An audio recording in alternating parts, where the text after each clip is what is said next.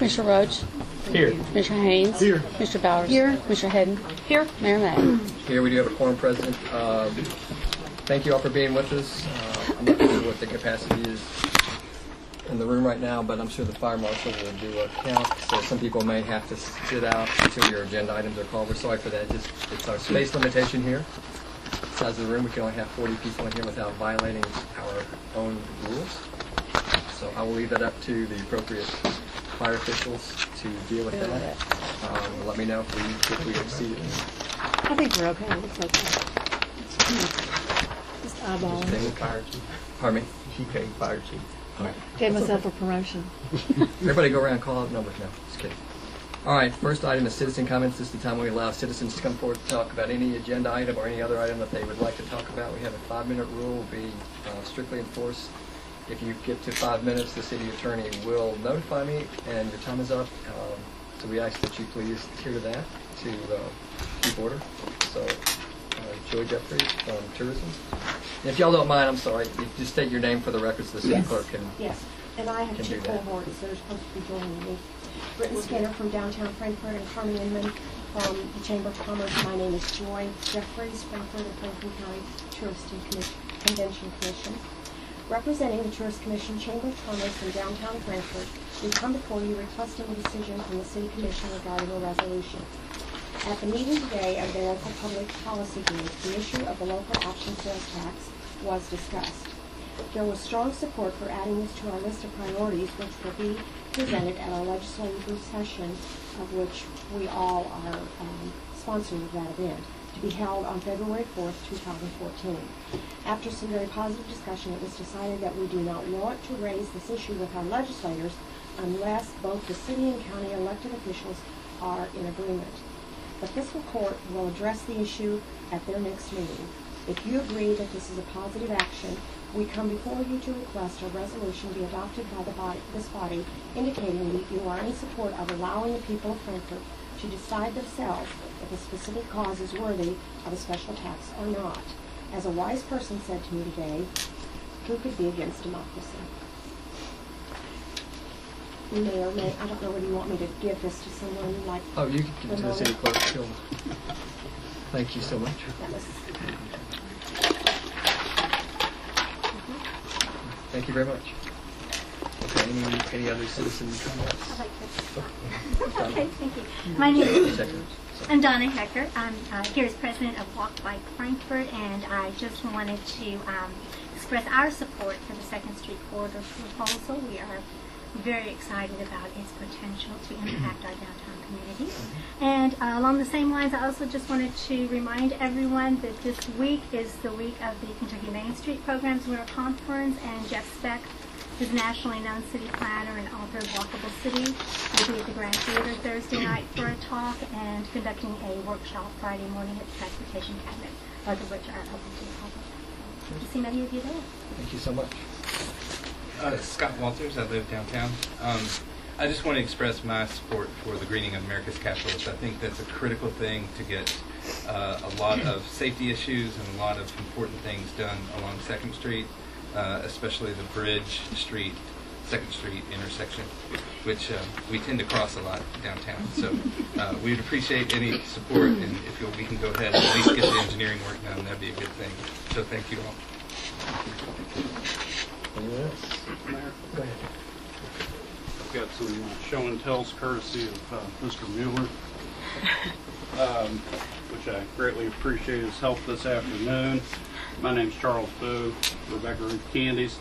This is 2nd Street School, part of the proposal. First, I'd like to say I'm in support of the proposal. In general, there are just a few items that are concerning. One is in the 2nd Street School area, and this isn't just isolated to the discussion of the proposal, but I'd like to see the play area separated from the drive area. My kid goes here. I'd like to try to see a way to run the drive aisle around and move the playground closer to the building so that we're not crossing children and vehicular traffic, if possible.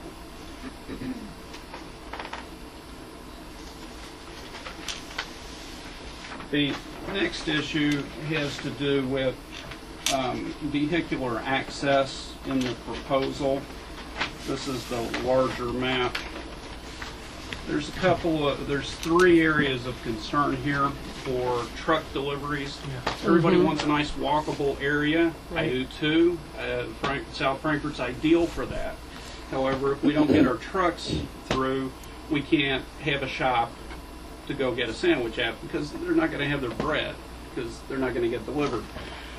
The 2nd Street and Capitol Avenue intersection, the Battle Alley and Capitol Avenue intersection, and across the river at the East Main and Capitol Avenue intersections are all proposed in a way that will probably preclude traffic by large trucks.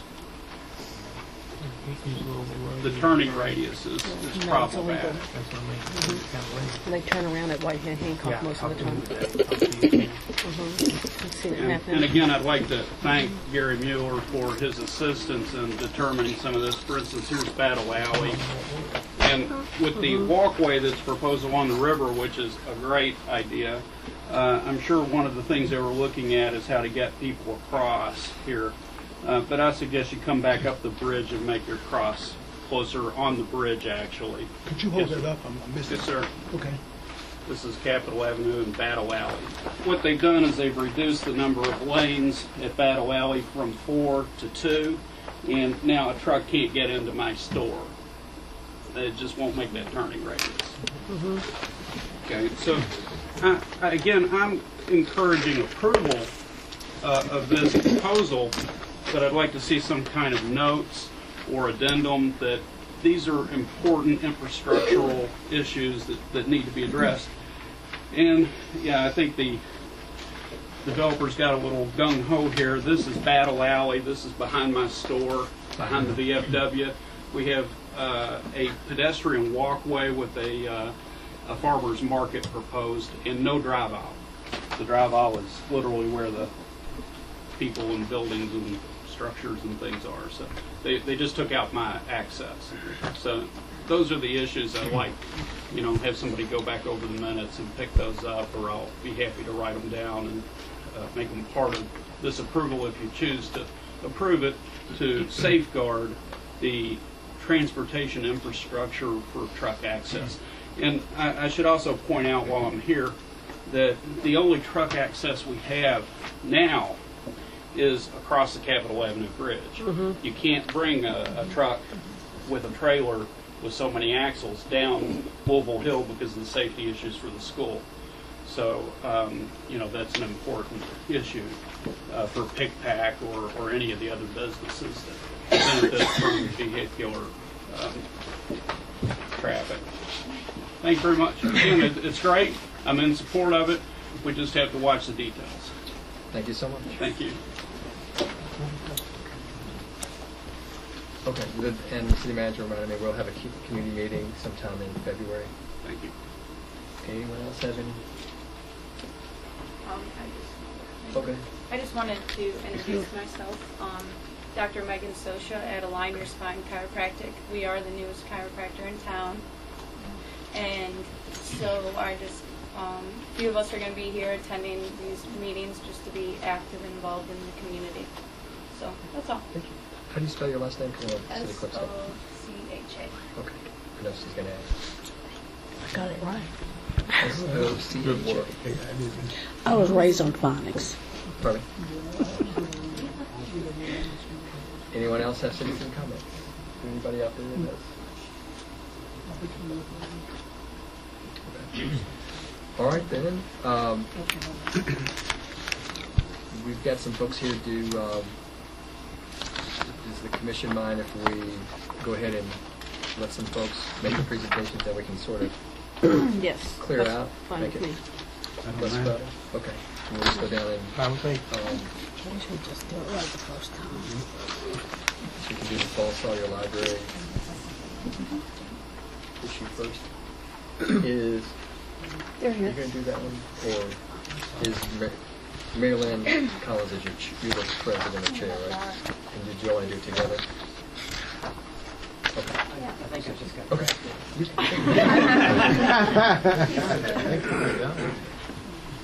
Good evening. My name is Mark Overstreet. I'm here on behalf of the Paul Sawyer Public Library, formerly known as the Franklin County Public Library District. And we were here in December at a work session, and through your all's good auspices, a meeting was set up with the city attorney, the police chief, the fire chief, various representatives of the city staff, Sally Jump, the circuit court clerk. It's my understanding that Kentucky State University was invited but was unable to attend. And through that meeting, I think there was a lot of good information exchanged, particularly between the library and Ms. Jump. And as I had hoped at the meeting last month, it's clear to me that the library and the youth court system can coexist without any difficulty, and that's not an issue. We left that meeting frankly, very optimistic and hopeful that our proposal to purchase the entire remainder of the parking lot behind the existing Paul Sawyer Public Library would be greeted with approval. This morning, when I returned from court, I received an email message saying that the staff had some concerns and was not in fact not in favor of the sale. So I guess I'm always a little hesitant to rely upon what I guess at this point is third-hand information. So it would be helpful if I could understand where the staff is and what its proposal might be. Is that appropriate for me to ask? Absolutely. Do you want to? Yes. I am the staff. Oh, you can have a seat if you want I'm to. Kim If you want- Zissoff. Did you want to sit? I'll stay. Okay. City manager, and I did participate in the meetings that took place, and I've been working with Donna for a long time. Also met with Sally Jump from the district court, and the concerns that I felt and I expressed to the commission were such that, for one, it may be just a bit too early to be selling the property because the Judicial Center is only open since December, and we don't know the true effect of what's going to take place. It's my understanding the library will also add some meeting rooms, so that may also cause more traffic or parking needs in that area. I do know on occasion that parking spaces behind the library are used for some of the community events that take place, large community events. I thought leasing the spaces or working with the library, but yet maintaining ultimate control by the city would make more sense. I think there may be occasions where in the future there will be complaints to the city, to the commission, that parking is an issue. And I think if we sell those 40 spaces, that the commission no longer has any control or can't, work with other factions. And there is the circuit court, the judicial system, and there are other factors or other entities that may need parking. It's not just those two. So I thought the issue could be revisited in 6 to 12 months. In the meantime, we could look at possibly a lease or something like that, which I thought was an option during our December 19 meeting. So those were just the factors that came into play for my recommendation Sure. to the commission. I appreciate you sharing those with me. Thank you. I think you can understand the library's hesitancy to spend $3 million to build a structure on land it isn't going to own.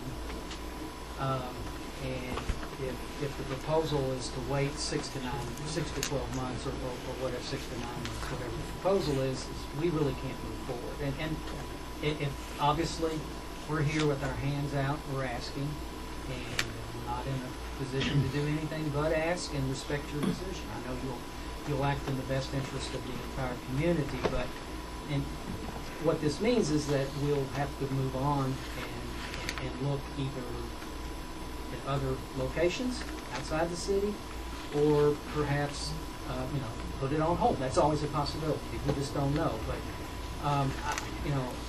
I guess what I would like to do is to keep the dialogue open and not simply freeze things for 6 to 9 months. Certainly, it seems to me that we could reach some sort of agreement about the purchase of enough land to allow us to construct our proposed addition, and then talk about the remainder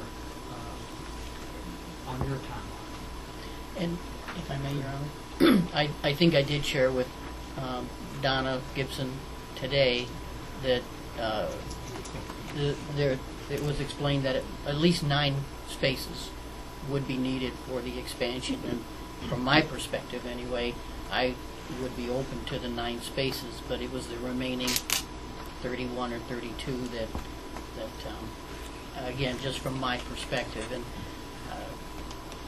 I called Donna today just to let her know. And I certainly appreciate that, and that wasn't required. And it was want any surprises or anything like that. Sure. So. Well, that's very encouraging to hear. We certainly want to continue to work with you and your staff, and certainly. Am I correct in thinking that you, as a city manager, I realize the decision lies with the commission itself, would have no objection to selling us this number of spaces necessary for the footprint? I expressed to Donna today that I would not have an objection to the 9 spaces that were needed for the... Okay, great. Well, perhaps we can take that information back and meet with our architect and see what we can do, and then once that's firmed up a little more, a little better, then we can actually get down the drawing and take it. That's very encouraging. Yes, ma'am. Do you want to be answered? Do you want to answer questions? I'm sorry. Do you want to answer questions? Absolutely. Okay, Commissioner Head. I just have just a few questions, kind of put things in perspective. And I know the answers, but just to get them out. How long has your current structure been up and running? Since November of 7? 6. Okay. And how many parking issues did you find existed when the previous courthouse was running before they moved out? None of any magnitude. Occasionally there would be. And that's how we're looking at it now. Yeah. When we could tell when court was in session, people would park there and walk through the library and go across the street, and we feel like that we can coexist peacefully with people who might use that on because it would be occasionally, and we as the library need that parking every day. So on Sunday mornings when we're not there, we're glad that the church can use that parking, and on Thursday mornings the court uses it, and we feel like we've been able to handle that. Sometimes it's pretty full, but we feel like with the parking around the library plus the parking lot, we've done okay, and that is our intent, to keep doing that, to share with the community whatever things might be going on in the community. I'm happy for you guys to have the parking lot, just for the record, that I'm happy to sell it. You guys take it. One less property we have to deal with. It's yours. But just as I think an appropriate example, it is a community resource because Ms. Gibson let me know today that in connection with the message about the parking spaces, there was a request by the city to use our meeting. So again, it's a community resource that we make available to everyone. That's a meeting space that the city doesn't have to build. We've got one. Yours is just nicer. I'm sorry. We've got one. Yours is just nicer. Too many rock concerts. I also wanted to add that I'm Mary Lynn Collins. I'm the president of the board, and I also co-manage the bookstore there in the library. So I'm very well aware that a lot of times there are meetings in our community rooms that aren't ours, but there are statewide groups. And I can't tell you, I'm always happy to see them because I know that means they're going to come in our bookstore and go crazy. They're going to buy a lot of books.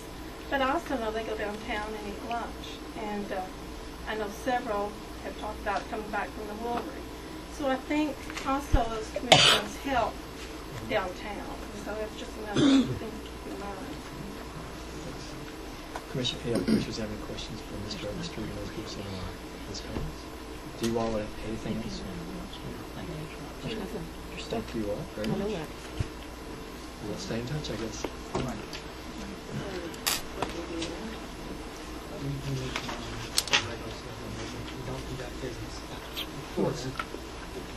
Were there some folks, other groups that were here? Was it?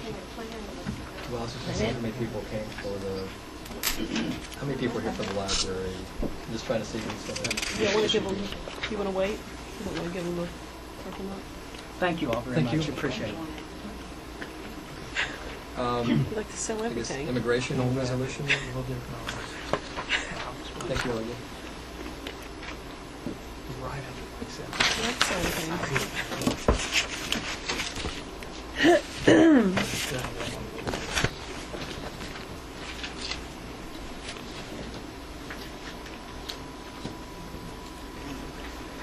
We have with us Vicki Pettis to want to talk about immigration resolution. They should have been there for the packet. We do. Okay, we do have coffee. I'm Vicki Pettis, and this is Mike Rosenstein, and we are here to talk about the resolution, joint resolution that we're asking the city to consider passing regarding a pathway to citizenship. This joint resolution is a way to recognize the contributions of our immigrant population. It can provide to our local community and economy, and most importantly, it's a unified endorsement by Frankfort and Franklin County of the process for immigrants to begin their earned pathway to citizenship. And I would emphasize the word earned. That is what our goal is, to get them into a system where they can study for and get their citizenship. This joint resolution can make it possible for this community, city and county, to establish a center for citizenship. We are not asking for money. What we are trying to do through this joint resolution is to position our community so that when grant monies do come down from the federal government, we will be in a good position to get those grant monies. In talks with Mike at the Thornhill, the citizenship component is a natural extension of what is done over at Thornhill. They have an English as a second language program. It's a very vibrant program, and this could be a logical extension to set up the center right there. So again, we're not asking for buildings, we're not asking for money, we're asking for endorsement of the concept so that we can get grant money to fund this. A citizenship center also ties in with the goals of the local chamber of commerce, with their work ready community initiative. And I talked briefly with Carmen about this, and I hope to be able to talk to the chamber about this. As the county and city of our state's capital, we feel that we can take the lead in signaling that we are ready and able to help immigrants earn their way to U.S. citizenship. As you know, as you read the paper, the county has already passed the joint resolution, and we were very encouraged by that. And we had a lot of discussion with them, and we're prepared tonight to have some discussion with you and answer any questions. And at this point, I'd like to turn it over to Mike, and he has some comments to make on behalf of Thornhill. We would like to work with Vicki to prepare a pathway for people who are already here and part of this community. We would like to extend our facility, which is also a very public access building meant for the good of the community. We have the property paid for, and we have the space available. We have the teachers already in place doing similar classes that would relate to this, and we would like to think that getting us in position is a good thing for the community. I don't know of any reason that we wouldn't want to position ourselves to be able to apply for federal grant money. And all we're asking for is the city council to join with the fiscal court in saying, yes, this is for Franklin County, so that it's not just a Thornhill initiative, but rather a county-wide initiative, just to put us in a better position to get funding. What questions do you have of the resolution that we might answer for you? You remember the question? You have questions for Ms. Pettis or Mr. Robertson? Mr. Roach? Go ahead. Or You you go have- ahead, I'm sorry, Mr. I didn't Bowers. see You it. go You go. first. Okay. Well, Go right ahead. Ms. Pettis, you said that you're all not really asking for money, but it's position us so that we could possibly get grant money where it to come down. But a lot of those grants have required matches, am I right? Some of them. So, in that case, you would be asking for money possibly? Then in that case, for Commissioner Bowers, in that case, that's my problem.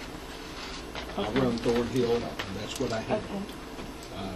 I may be out there soliciting you at your house with a bake sale, All right. but Mary Lynn just left. We may have to add a second Spellapalooza, but no, this is not about coming after city or county funds. You all are supporters of Thornhill. We respect that. We're not asking to change it. That will be my problem, and this can be possibly, since this is future and it's under design at this time, this can be a fee for service to make the match. There are many other ways we would approach. This is not putting any, your resolution is just saying that we're working on behalf of the entire county, that's all. We're not making you liable for the financial success. That's my responsibility. Commissioner Um, I guess on the front end, I'll just say something, and then I've got a few questions, and we'll kind of see where all this goes, I guess. I don't think this is something we should be involved in. I don't think that I think immigration reform is a complicated topic.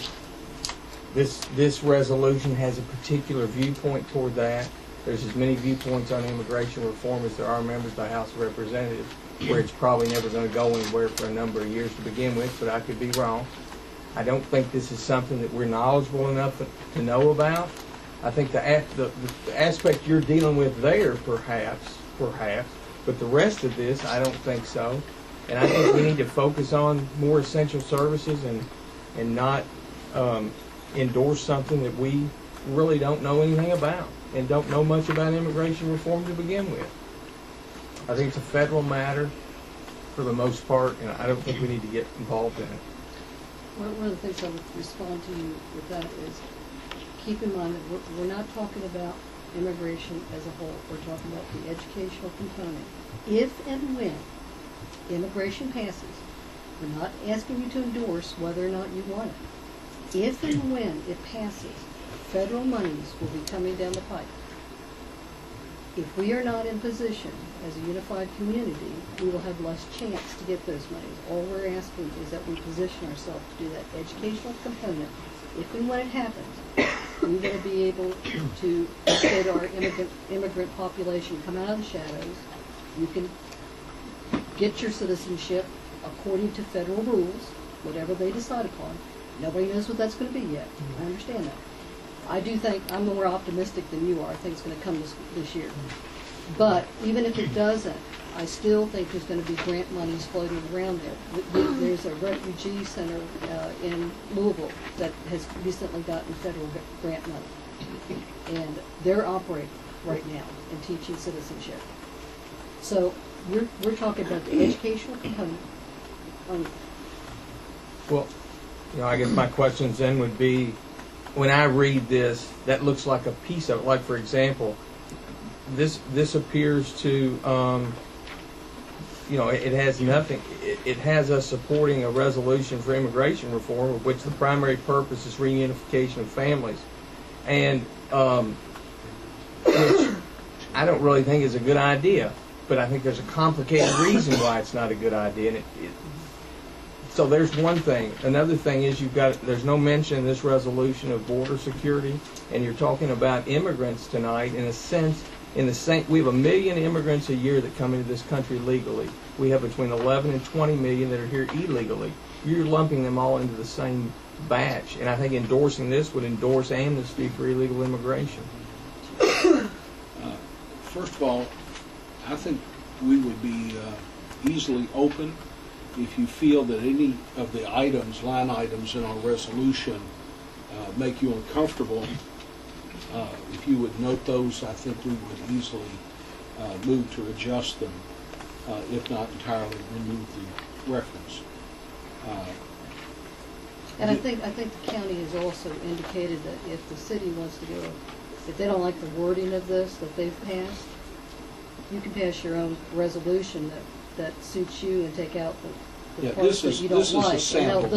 They'll change theirs to a single resolution and re-sign it. And it doesn't just have to suit me. What I'm saying is, if the primary purpose is to attract grant money, so that if immigration reform leads to a legalization process for the illegal aliens that are now here, then that we can get access to that.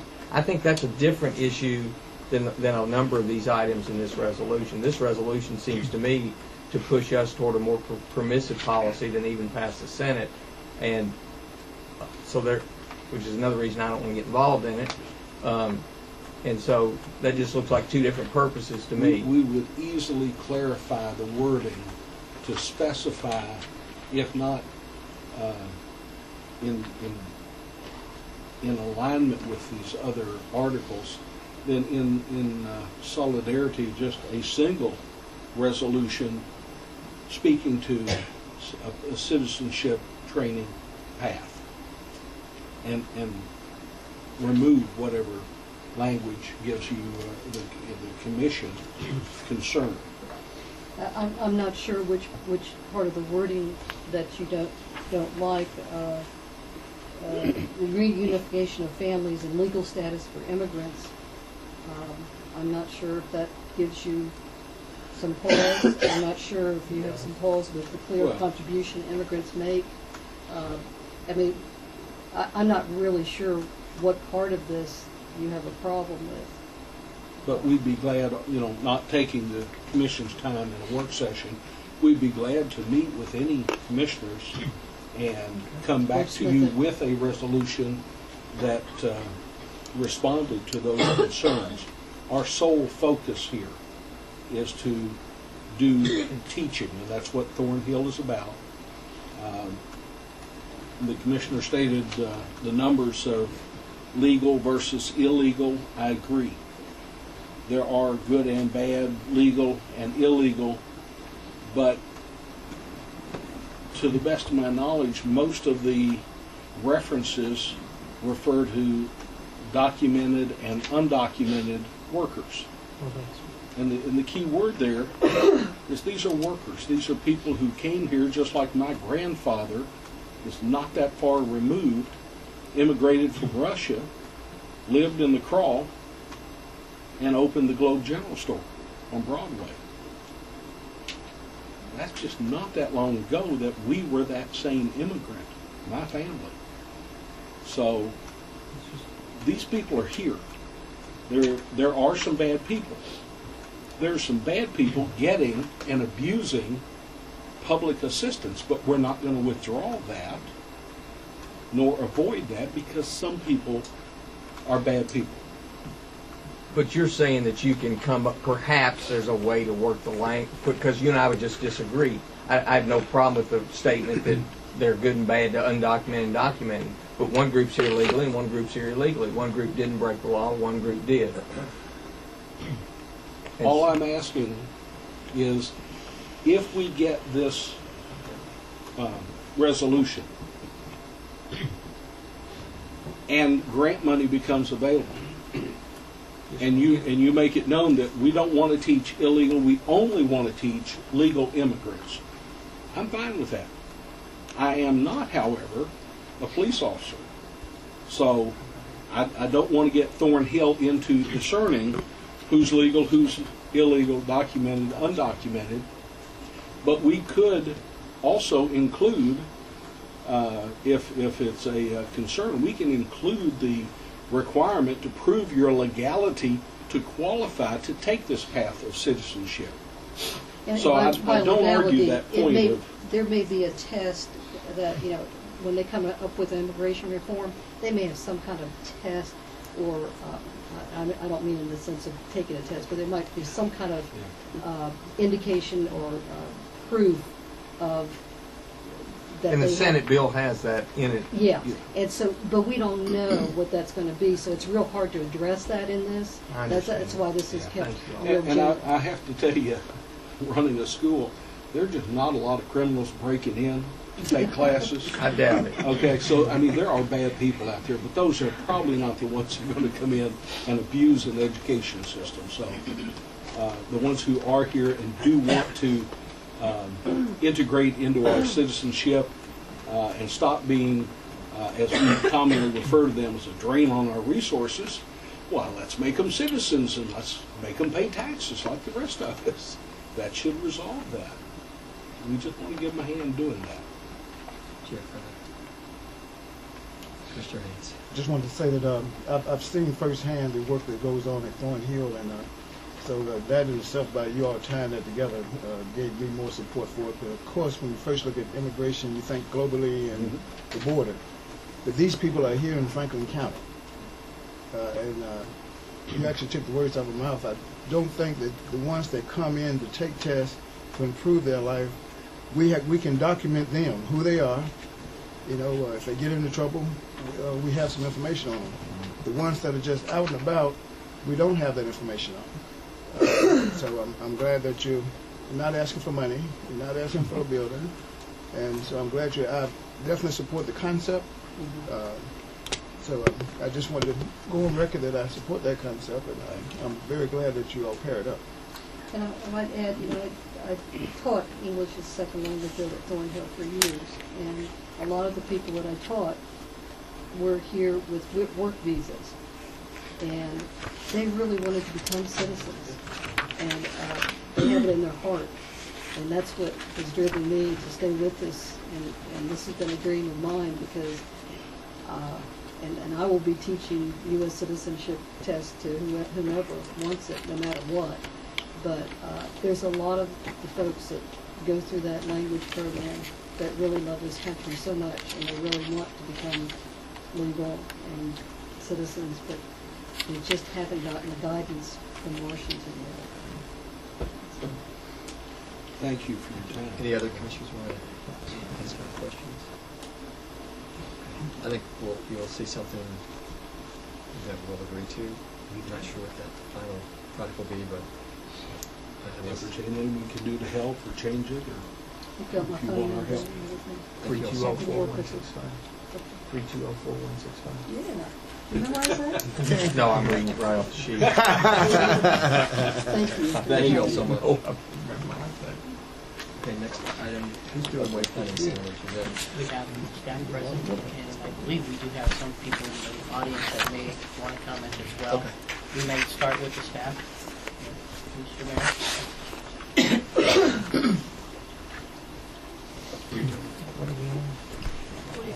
Wake Planning Center.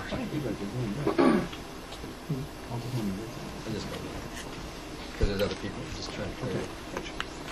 So everybody's on top of each other. I just heard you say something about staff. That's good.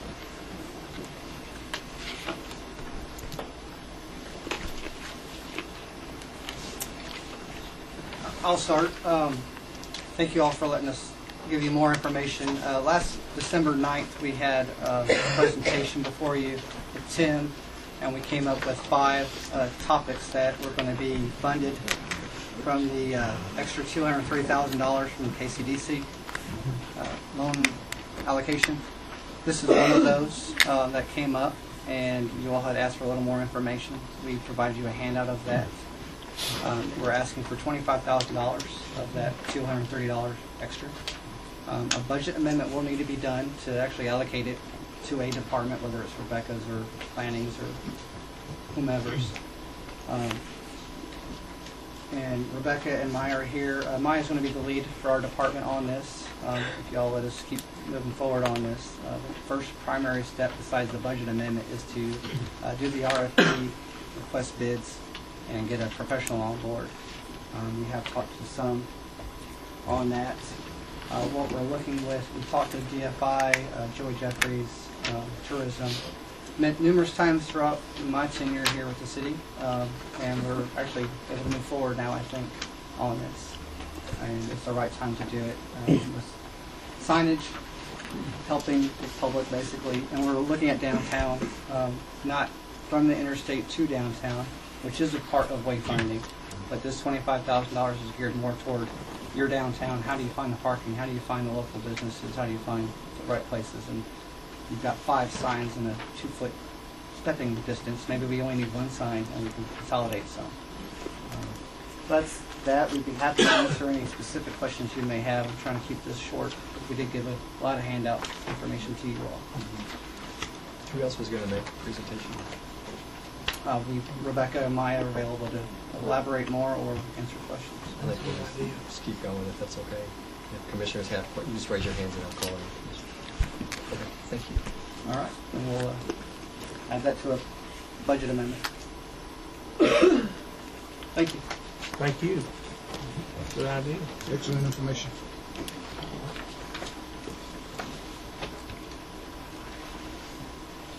Oh, so no, okay, there's no more presentations. That's what I was asking. So Public comments? Written or Sure, just to speak in support of this, in all of the conversations that downtown Frankfort has been having, particularly with the new courthouse opening up, with parking, all of our parking summits, signage has been the #1 issue, and we are thrilled at the idea of going forward to this. I want to make sure people can find their way downtown and spend money. So we really hope you will support going forward with this. Thanks. Thank you. Anyone else? Oh, okay. I'd just like to say, my letter in there, but I've been working on this literally since the day I got here, August 2003. And I don't swear, but my 4-letter word is SIGN. And I truly think that we would almost be better off with no signs than the mess we have right now. And I am so grateful to Gary and Tom and Rebecca and Maya for leading this, and it is way overdue, and I'm so excited about getting something done. Thank you. Finally. All right. Is there a lot of people here for the business-friendly forum and Second Street?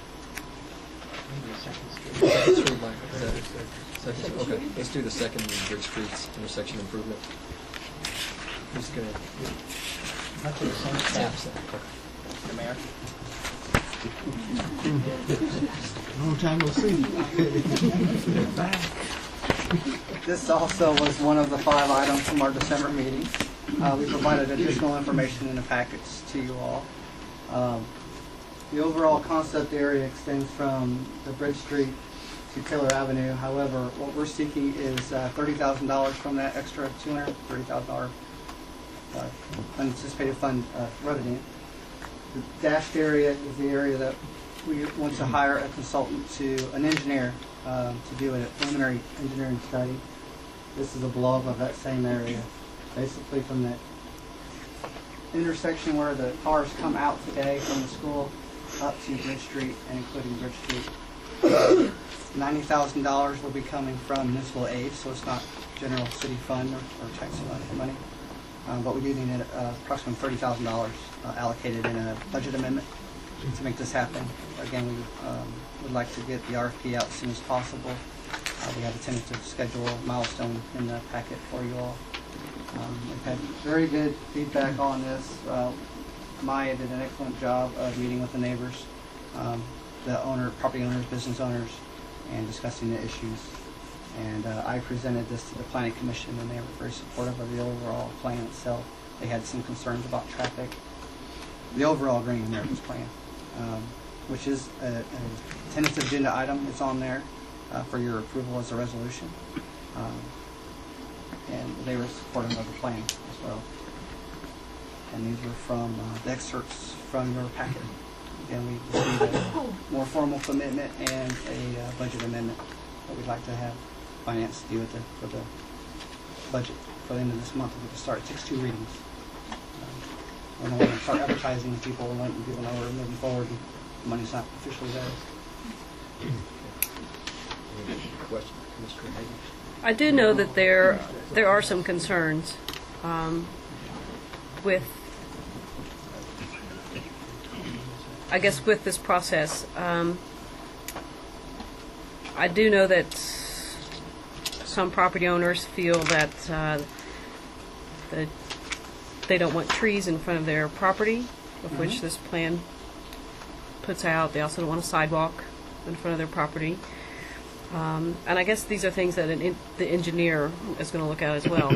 I do know that there's concerns of opening up this wall as well, that there's a homeless shelter just down the street, and if the idea is we're putting in a splash park, we're opening up this area, this is also going to be where the homeless shelter people might be coming down and sleeping at times, and maybe even showering on the school property. But you never know. There's always ifs and concerns that people have and they bring up. So have you guys had any, I know you guys have had discussions with property owners. Do you want to just kind of elaborate some of the things that you've spoken with people about, if you don't mind? Sure. Thank you. Late December through up until last week, myself and Tom Bradley had met with most of the affected business owners along the intersection there, to include Hancock, Fleming, Rogers Funeral Home, the Bridge Street Artist, Mr. Gray, 2nd Street School Principal Mr. Harley, and essentially I'm going to talk about 2 things. There was the Artist Street business owners did not want to see any net loss of parking. All of the people that we met with, we emphasized that this is just strictly a conceptual plan where the bump outs and the bubbles are shown was helping for greening, but it may not, after a design engineer looks at it, may not be practical after we do traffic counts to be right. So on the traffic circulation part, we reaffirmed to them that this is just a study and that we will design things to make them work without. On the amphitheater, we both met with Mr. Harley and the school board, and they were actually very supportive of the concept. And to my surprise, they weren't concerned about the safety issues of outsiders, if you will, coming down and using that space.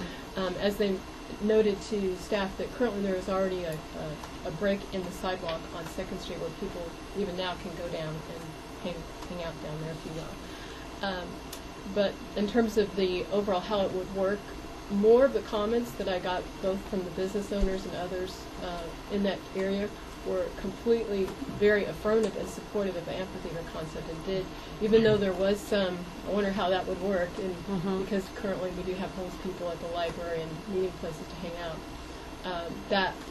that wasn't enough to deter them, thinking that South Frankfort needs its own identity place for people to congregate, and let's design it and go back to the community, and now that they can actually see some real construction drawings of how this would look, and at that point we can decide whether we need to tweak the plan and make it more purposely school or make it more for the community. But the overall consensus was to move forward with the amphitheater despite who would actually be using it. Right. Ideally the neighborhood, which, it's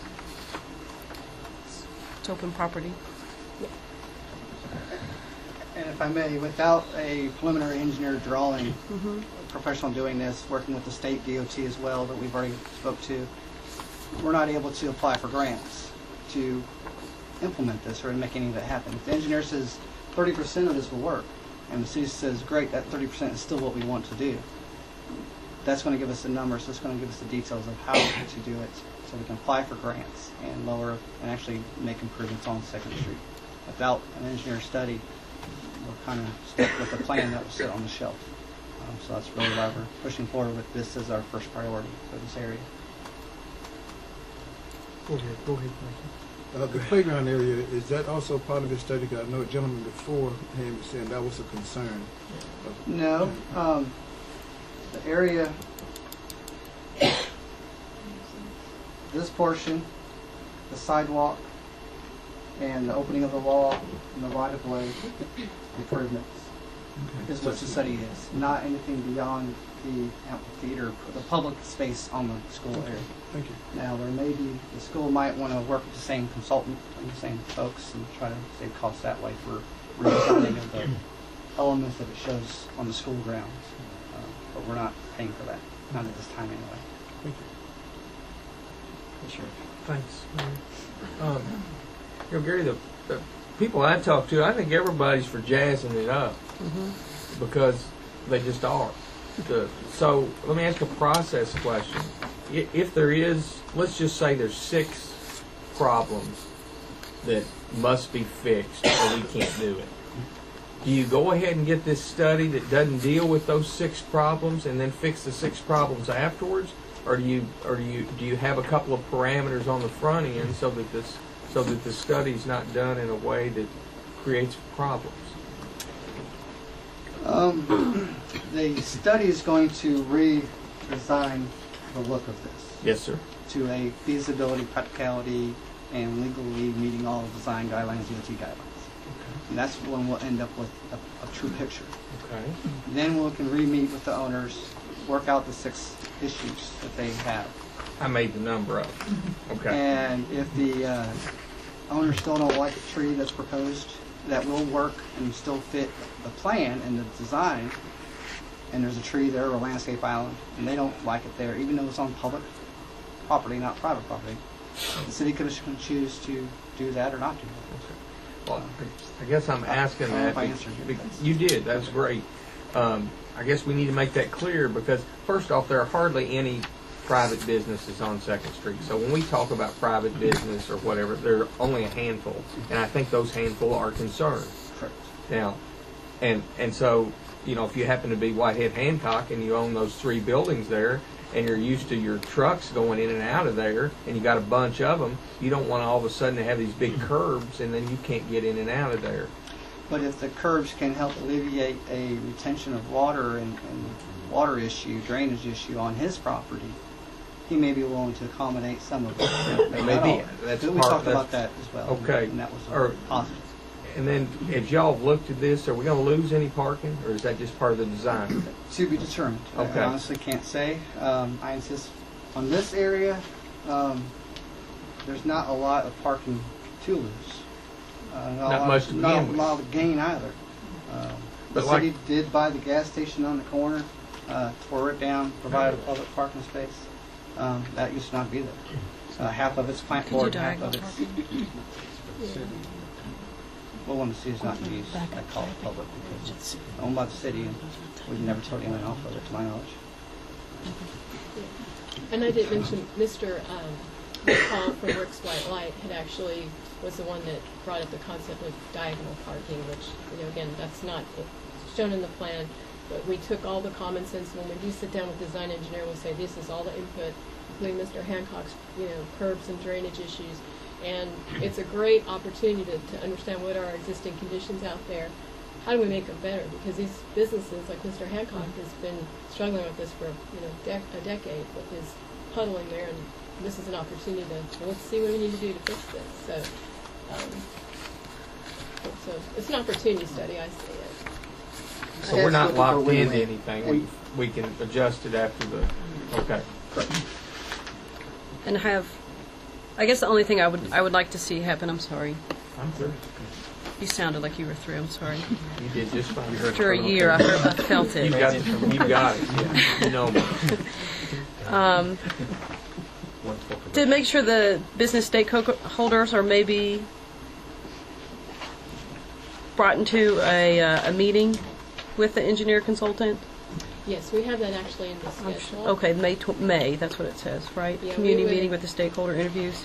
Yeah, we're going to have a community meeting at the end of the month, early February, for the entire corridor, and then once we get an engineer on board, we'll have focused interviews, stakeholder discussions because then we can actually have the engineer listening to what these concerns are and then present the design plan to them after we meet with them. So this is just the very conceptual first Right. step of any city that's going through a streetscape project. This, you have to take baby steps forward, but just because it looks pretty on a plan doesn't necessarily mean that's going to be the final product that we end up with.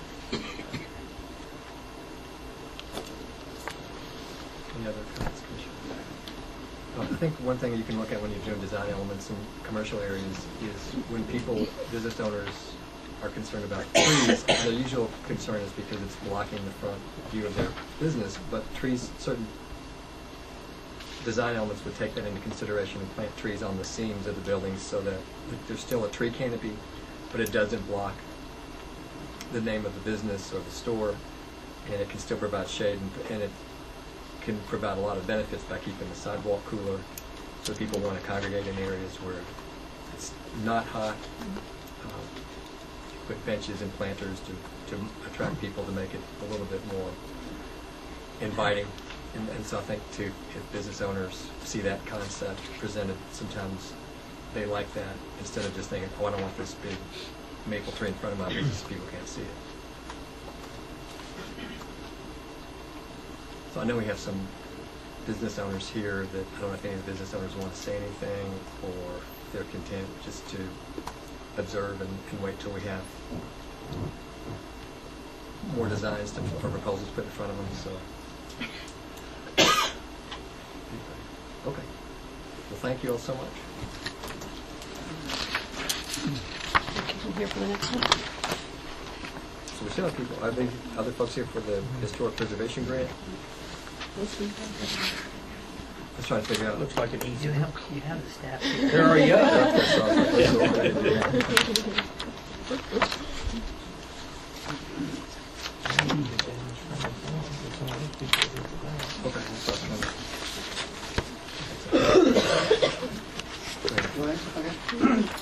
This was the third of 3 of 5 items on the December 9th meeting that was supported to move forward, that you did ask for more information on.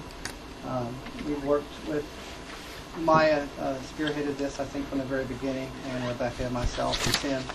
I apologize for left out about it. Basically, we're looking at incentives for owners in our historic districts. We have 3 historic districts: Corner Celebrities, Special Historic, Central Business Downtown, and Special Capital South Frankfort.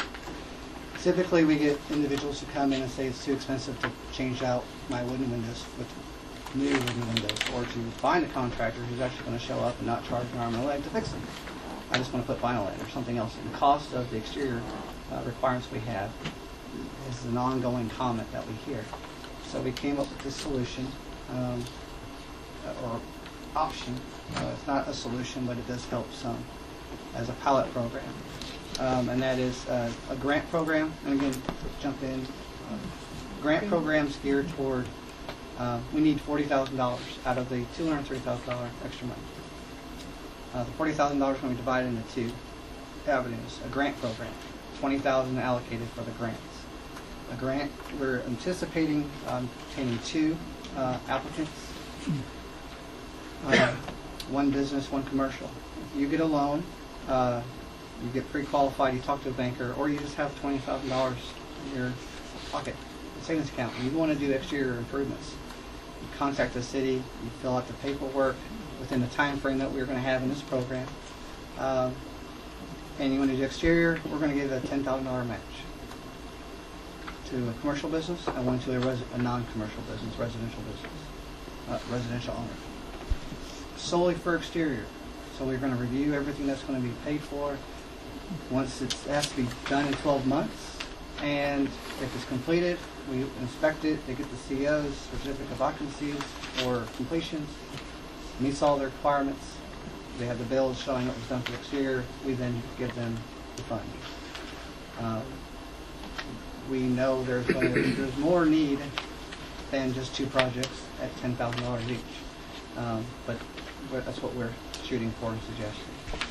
On the loan program, it's actually a low-interest loan buy-down program. Anyone in any of those 3 districts, commercial or residential, regardless of who you are. You go to the bank. We're going to be partnering with Farmers Bank. Go to Farmers Bank, you get pre-qualified, you want to do a project, again, $10,000, $20,000 project, exterior of the property. Then you go to the architectural review or get administrative approval, you get your building permit. Once you have the building permit, we're going to give the bank up to $5,000. And that buys down their interest over a 10-year note. There's a lot of conditions. It's very well written and explained in the application and the program that was provided to you all. Maya was key in that, and Rebecca, I believe, as well.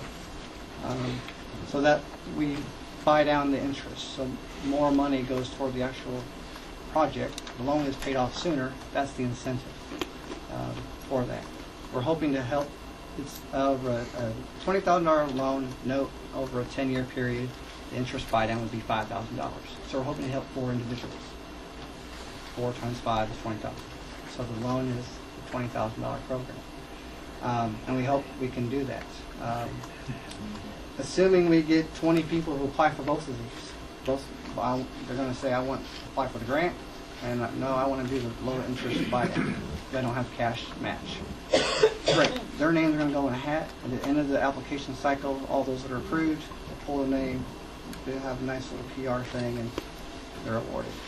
If they default, let's say the loan folks default, they don't get done in 12 months. They spend all their money on interior renovations instead of what they said they were going to do. We contact the bank, and we get the remaining of the low interest loan back. So it'd be basically it's $500 a year. So we get $4,500 back, let's say, if it was at the end of that cycle. We don't lose that money. The grant program, they spend their money elsewhere. They come to us and say, hey, I got my stuff done, but they didn't replace the windows, or they didn't paint the house, or they didn't do the things they said they were going to do. We don't need the money. They never get it up front. They get it only at the end. And that saves the city. Again, it's a pilot program. We would love to help Bell Point, Home Street, name any subdivision. We'd love to help them. We've never had the funding to do this before. We took advantage of this extra found money, per se, and that's what you all have said, yes, let's move forward on. So we provide you all the details and information. It is important to note DFI 7 years ago or so used to have a loan program where the state grant was brought aside. It was up to $1,000. That hasn't been funded for several years. So that's why we said one commercial business for the grant, and one residential for the grant. And then anybody for the buy vouchers.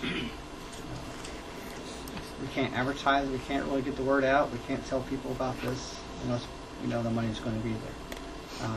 So what we'd like to do is do a budget amendment and add this third one on there so we know the money's there and we can start moving forward, getting the And it's on the end of January. Yes. And the other 2 items was a fire truck, and that grant is waiting to be heard for out of the 5 projects to be paid for that $230,000. There's a fire truck the grant's been applied for. And then the demolition in the first tier, that's on your agenda for the tentative agenda for the end of the month. That was $59,000 and change. That will be on that same budget amendment. I like to get all 5 on that budget amendment, so just do it one time and out the door.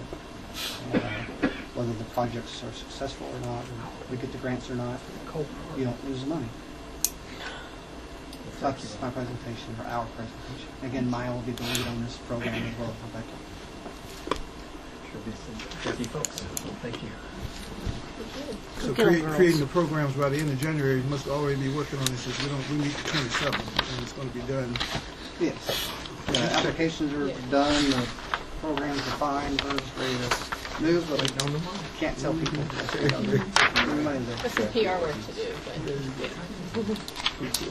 yeah, and a tweak of it. And conservation. Yes. Thank you all so much. Thank you all. Who's going to make the presentation? Commissioner Hedman asked this to be on the agenda. Oh, okay. Yeah, I was just asking for clarification. Part of our job as city commissioners is to help set policy, but also sometimes make policy a little bit easier or stricter in areas. I'm just asking that we get in touch with business owners and allow them to get us feedback to find out if there's any policies that we can change to help make the process better for business owners. We don't know what to change unless they tell us. And I'm asking them to tell us what issues they've had, whether it's, I don't know, an auto dealership that's been open for 50 years, or if it's a business that's been open 100 years, or if it's a business that's just been open 1 month. But to just let us know what issues they've had, what something else they would like to see different. And I didn't know if just having an open forum where we could communicate to business owners and say, we're going to meet on a Wednesday night somewhere. The commissioners will be there. You can give us information. Or if we just want to do it, via email. I would like to have something formal, though, that's set up where people know that we are here to listen. We're here to try to make the process easier. The chamber is doing a survey of businesses, recently opened businesses, and we do this every 6 months or so. And you just send out a survey to them about their experience opening their business. So we'd like to extend it on to any business. And we've got a couple of feedbacks already from businesses. That's great. Yeah. We don't know what to change unless somebody tells us. It's all going to stay the same. It's all going to stay stagnant, and people can continue to complain about it. But we can't change something unless we know what to change. I've got a round of letters going out this week with a survey to new businesses that recently opened or expanded. Yeah. We'd be glad to partner with you because we need the information. You're already doing it. So, we don't want to reinvent the wheel. We have an economic development group that's meeting, and Robert was at that meeting, so that's starting to work on things like that. That's great. Yes, I made a presentation to them. What day was it? Last Thursday, and it was in. We were all there.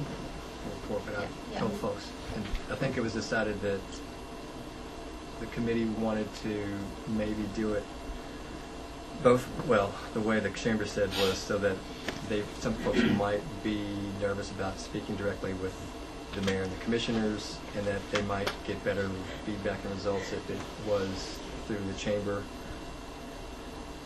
And then, I'm trying to think, Gary, years ago we made changes to where people could get everything in one building, all the permits, grading, permits, drainage. And the only problem we couldn't get the sewer maps over, but we met last week. The only question that I had was, can we get the big city map from the sewer department electronically transferred over to planning and on those printers, so we should have everything in one place. Because when I met with people that complained about issues, every one of those that I dealt with this past year turned out that they were not city issues. That some folks just had situations where their contractor changed things without telling the business owner or the property owner. I mean, just correct me if I'm wrong. So I think it's just, like you said, commissioners, letting people understand what we can do as a commission to help, but also things that are not really problems that the city can't fix because they're outside of our purview. There might be another agency, or could be state or county. Does that sum it up? I have Gary on speed dial now. I just call him and ask him, okay, what's up? And he tells me.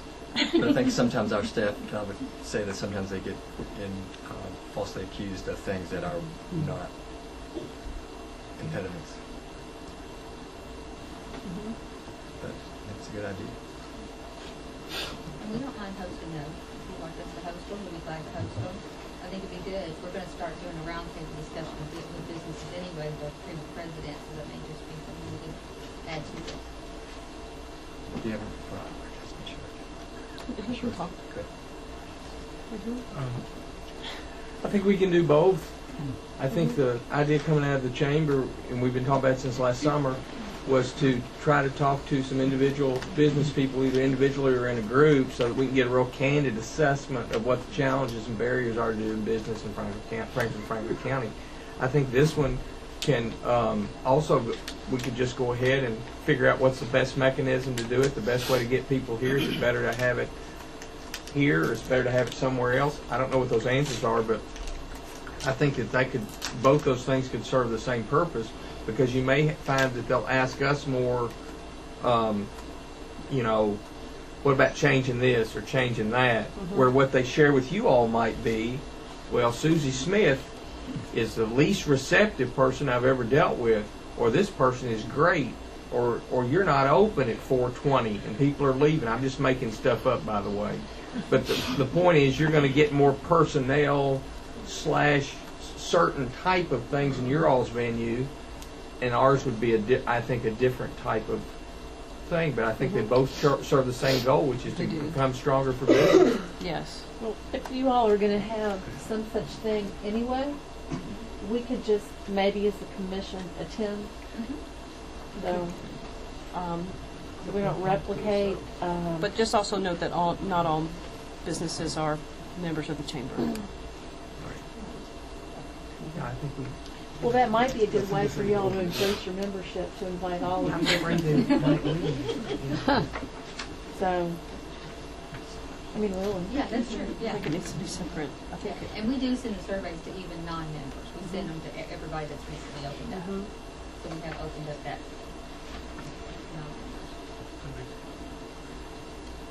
Yeah, something else we talked about too at the KCDC a couple of years ago, and still try to encourage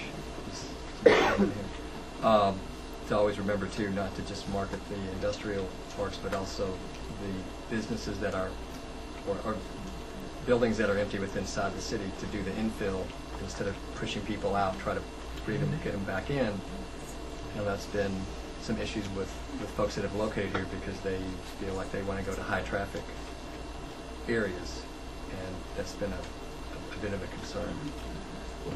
And so I think some of the folks that have been critical, as we've done follow-up with them, and the chambers done follow-up in tourism and KCPC, have found that some of those instances were maybe funding issues that were outside of the purview, so that's what they meant when they said not easy to do business. Like, don't want to put words in it, but that's kind of the boiled down version of that. And we've made it a lot more. Britain has buildings on her website, and KCDC has buildings, the chamber, we all link them, so when people call, we're able to tell them, here's the building. It was really easy. We were looking for a 6,000 square foot business place for a Chinese restaurant, and we had some places downtown, and I gave them all those that I thought would accommodate them, so it's helpful to have that extra. Okay, anyone else? I just think we need to, first off, I do think we're on the right track from going to these kind of things. I think things are moving in the right direction, so I'm excited about that. I just think we need something specific for Commissioner Hedden's idea, which is, because I'm for it, I think we need specific on, you know, what direction to give staff to implement it. I want to find out, what is it, if we're already doing everything we can, I mean, it may come back that it really is misconceptions, which I believe a lot could be. Mayor, if I may, I'm talking about putting a hand out, putting the face forward, and yeah, we are too. I know. I'm just talking about doing it in a different realm of offering a space. If they want to come to the space, that's their choice. But to say, you know what, we are here, we are your elected officials, I want to listen to you, I want to make the changes that you want to see done. And if we can change them, let's change them. If we can't, let's discuss it and figure out a way to make it better. I would encourage people to continue. So that the next time I get an email, it doesn't say that we're second worst to Bowling Green and cities and counties to work with. That we're number one. We're the capital of this state, and we need to be number one. We all agree, and it goes back to where we've received several ratings from business organizations and rating guides as being one of the, top micropolitan cities in the South, and it's like trying to figure out what changed from that those few years. So I think we know how to do it.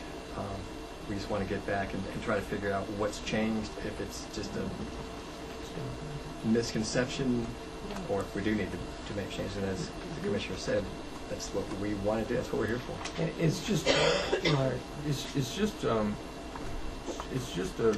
what's the best mechanism to get word out and get people there? And it's just one night of our time, so it's not a lot to. Even if just 4 people came, and if we got 2 good ideas, that would, I think, be successful. Rather than the 40 things that we hear that are largely perceptions, but not specifics.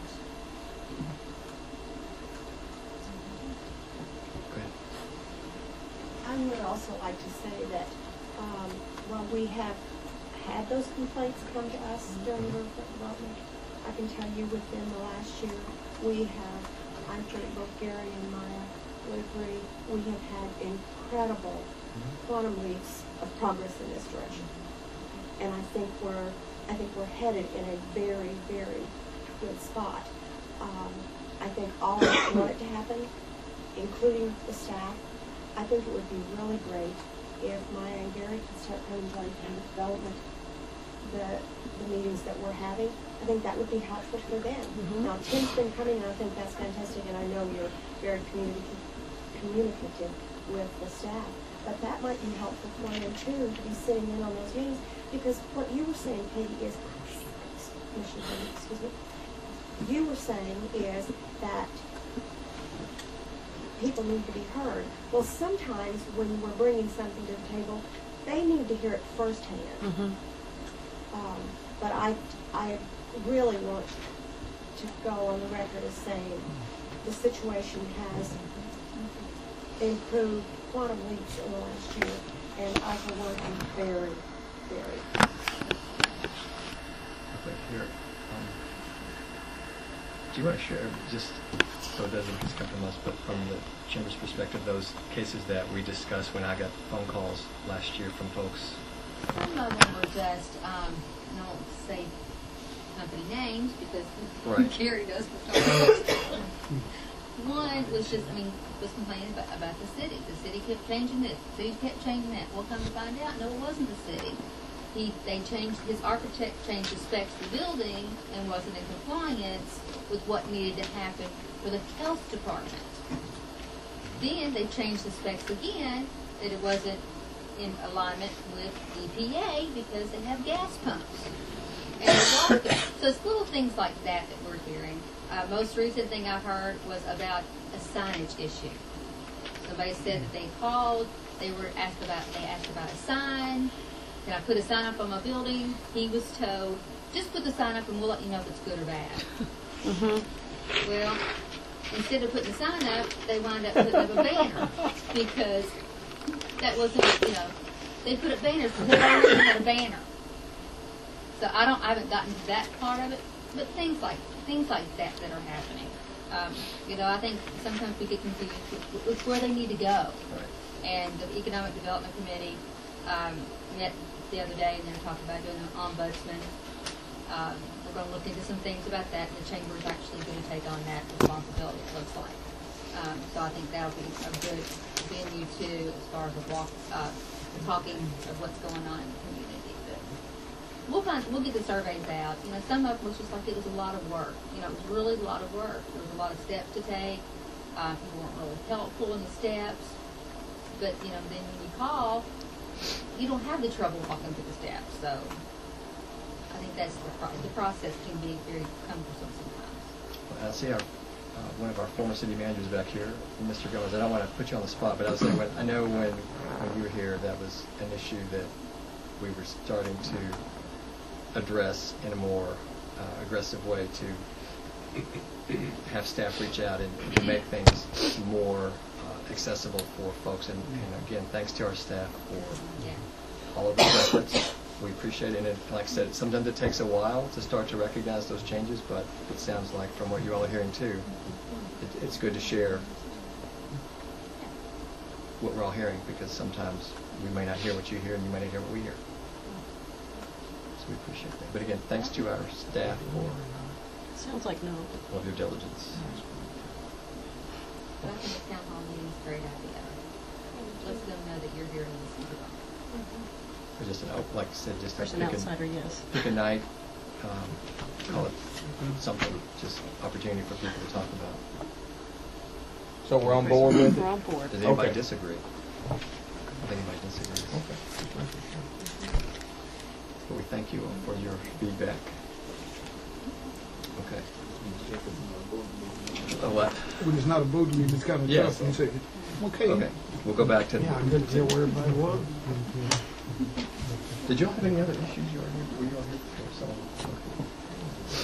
before? Go back to next agenda, item 10 of agenda. Was there anything on the tentative agenda that anyone needed to discuss tonight or have questions about?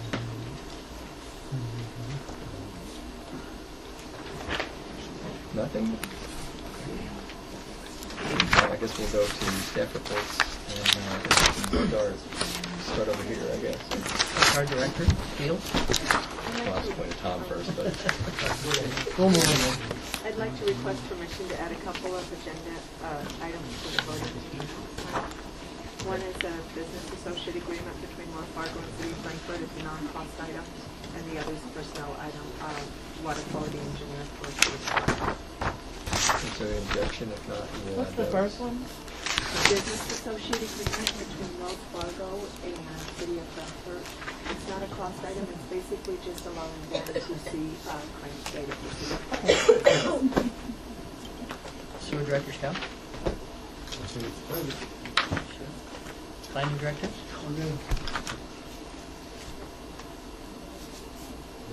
Planning Supervisor. Clerk and Rep. Who am I missing here? Mr. Moore? One item on the agenda I just wanted to point out, and that's, I believe it's 7.4, and that's the contract to consider hiring Century 21 Commonwealth Realty to act as the city's realtor to sell the two pieces of property on Leonard Wood Drive, as well as to market the remaining lots, and then the large tract in the Carpenter Farm. To give you all a little background on that, you may recall that we advertised in the newspaper for sealed bids to purchase the Leonard Wood Drive property, and we got no response. We, of course, have had the property out in the Carpenter Farm for sale for a number of years, and the sales have, we have not had sales of lots within the last several years, so we determined it would make sense to hire a realtor to sell these market and sell these properties for us. There was an RFP put out in the newspaper in the State Journal, as well as the Lexington Herald, seeking bids for realtors that were interested in performing these tasks for us, and Century 21 Commonwealth Realty is the only one that responded. And so we have prepared a contract to enter into them for a period of 1 year to allow them to market the real estate. They'd get a 6% commission if they're able to sell it, which is the standard in Franklin County.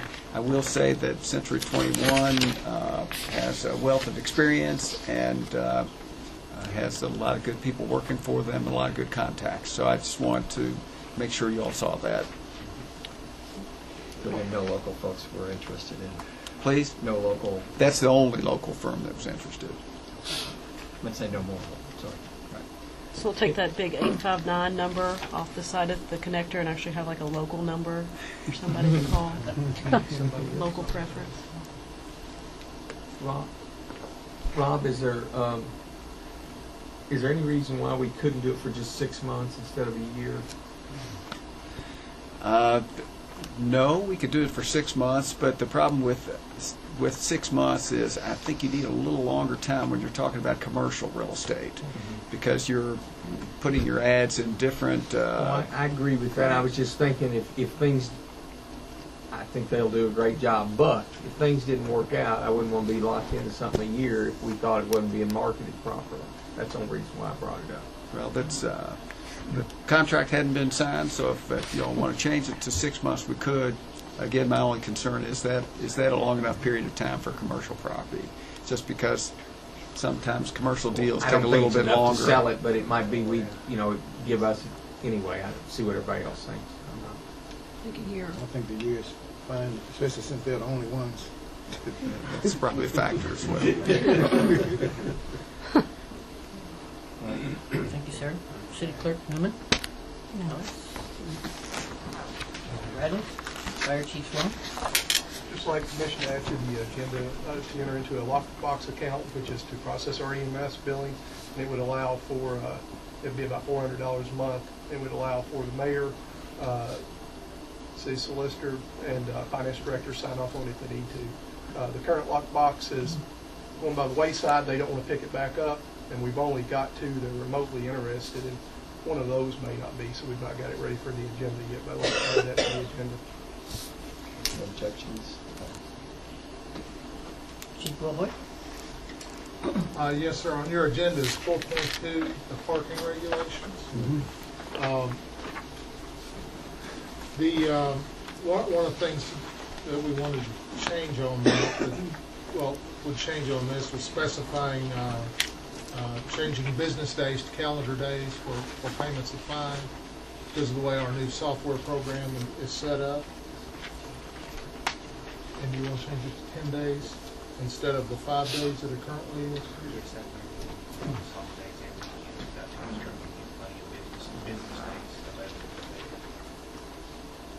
Okay, and then the 10 calendar days. I'm in control. I brought Charlie McCarthy with me.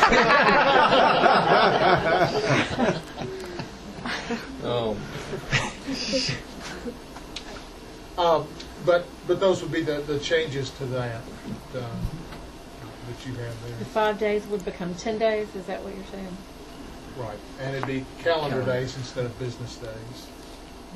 Can we talk in the morning just so make sure I'm on? Yeah, absolutely, but just want to give you a heads up that there would be a slight change in the wording on what you have in front of you on your tentative agenda. Other than that, we're Thank you, Chief. Finance Director? That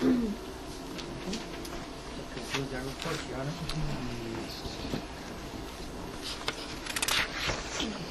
Go back to that. Do you think, I'm sorry, City Solicitor,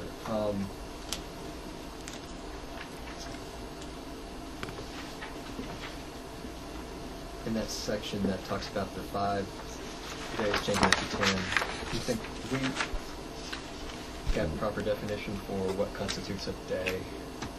Like when it starts from, like if someone receives a citation on Monday, does that mean that counts as a day, or does it count the next 24-hour period?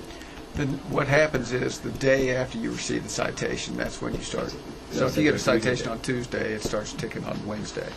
Like, do we need to? Well, I was going to say that we need to. That's what I meant. Like, do we need to tighten that up to say that? By statute now, the Kentucky revised statutes state if you're required to take action within a number of days after an event, by statute it says you start counting the day after the event. But certainly if you want to clarify it for... Like I said, do we need to reference that statute, or that statute will cover... It will cover it, but it certainly wouldn't hurt to clarify it in here for other people that are looking at it. So I'll add that in there. That's a good suggestion. Right, because people won't know to look at the statute, so... I was going to say, because, yeah, they're not going to know what that... Yeah. Old business. You don't have any? Oh, yeah, I got mine. I was just waiting for everybody else. You want to go first? No, I'll go ahead. Do you have something? Ladies first. Okay, go ahead. Do you guys have any? Under old business, I just want to ask the commission that we direct staff to set up a joint meeting with the county in regard to the discussion of a indoor recreation facility, if there's commission support. Any objections? Okay, is this like in addition to what we've already decided to do? No, it's just a formal direction. The last one, I guess, wasn't formal, the last meeting. You just want to formalize what we just discussed. To direct staff to Set up set a up joint meeting with the county. with the county. And if what any else? other participating players want to be a part of it, such as Monoplast or the YMCA or the hospital or any other Personnel, have a personnel study.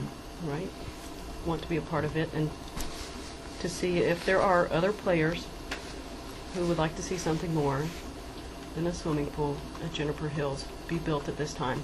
Something more than $5 million. We might be able to get $10 million to build something more. That's all. We'll take their money. No objections? I say there's no objections to that. Is that it? I have another one that's slightly old business. It was in the previous commission mayor when the gym memberships with the city, when Mr. Donahue was here, we passed it in November. So I sent an email out to Kathy and Tim today regarding this. The gym right now, we had a price negotiated going at 24/7 active fitness. At that point in time, I guess the current owner had passed away, and there were some other issues of which it was directed toward the commission just to say we're just going to do this at a month-to-month basis. It's been a long time though, so and we have new staff, and I didn't know if there was support to have staff look at other options besides just active 24/7 for staff members, such as there's 3 CrossFits in town now, there's 2 YMCAs. And just see if there's other options versus health versus just going to active 24/7. There's actually been a small amount of employee interest that's been expressed. I'm going to say large, a handful of people. So if we could come back in, say, 60 to 90 days and report back on possibilities. One of our limitations is funding because the amount of Right.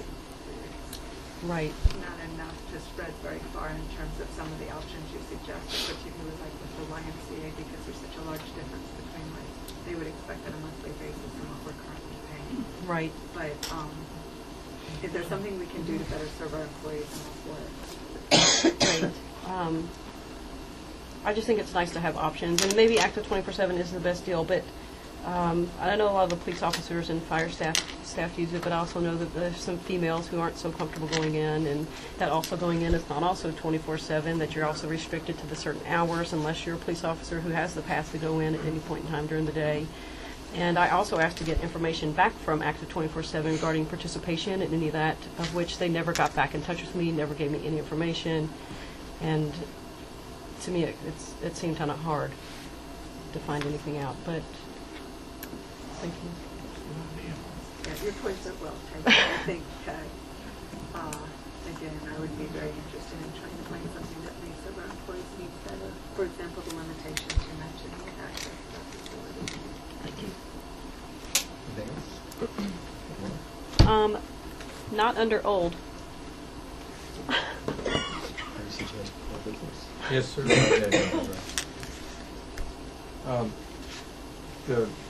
I guess my first question is, Gary, where are we on the all that stuff you're doing on ARB and the districts and that stuff? We're hoping to have that finalized end of this month with public meetings, starting not end of the month, first part of February, for the R654. The historic guidelines is with the text that you written. The guidelines were trying to make it simplistic and pretty. So what's your estimated time of completion? Full completion? There you go. Because I think we were hoping February. We were hoping February to have. I remember you saying that. Yes. Now we're starting the public meetings in February, so it'd be 6 months from there. Because of 3 public meetings prior before it ever gets to you. So how much time do you have to have in between the public meetings? Minimum is 28 days for legal notice, unless. Could we follow the 28 days? Just keep hitting everything. There you go. We can try our best to do that. Thank you. I appreciate that. Another question. Yeah. You're getting a lot of stuff tonight. Where are you? The website that you're putting together, when is that going to be operational? And kind of tell us a little bit about that. Actually, have it on the laptop. I can show it to you if you like. Yeah. Yeah. I thought it was really good. Bet they won't see. I have coincidentally set up. 6 slides Business left. friendly. Really good. And then I was going to make it live, but not connected to our website. And have staff have you all look at it. Have you had outside parties critique it yet? Chamber, tourism. I don't know if I got anything from the BFI on it or not yet. I sent it out to Kim Smith, KCDC. It's been positive. One had actually what type of critiques, and I corrected those. What about contractors or development people or business people? I sent them the stagnant page sheets. They want to see how it actually links and connects. So by the end of this week, they should be at that point. My goal is to have it to you in that update. Safety for this website.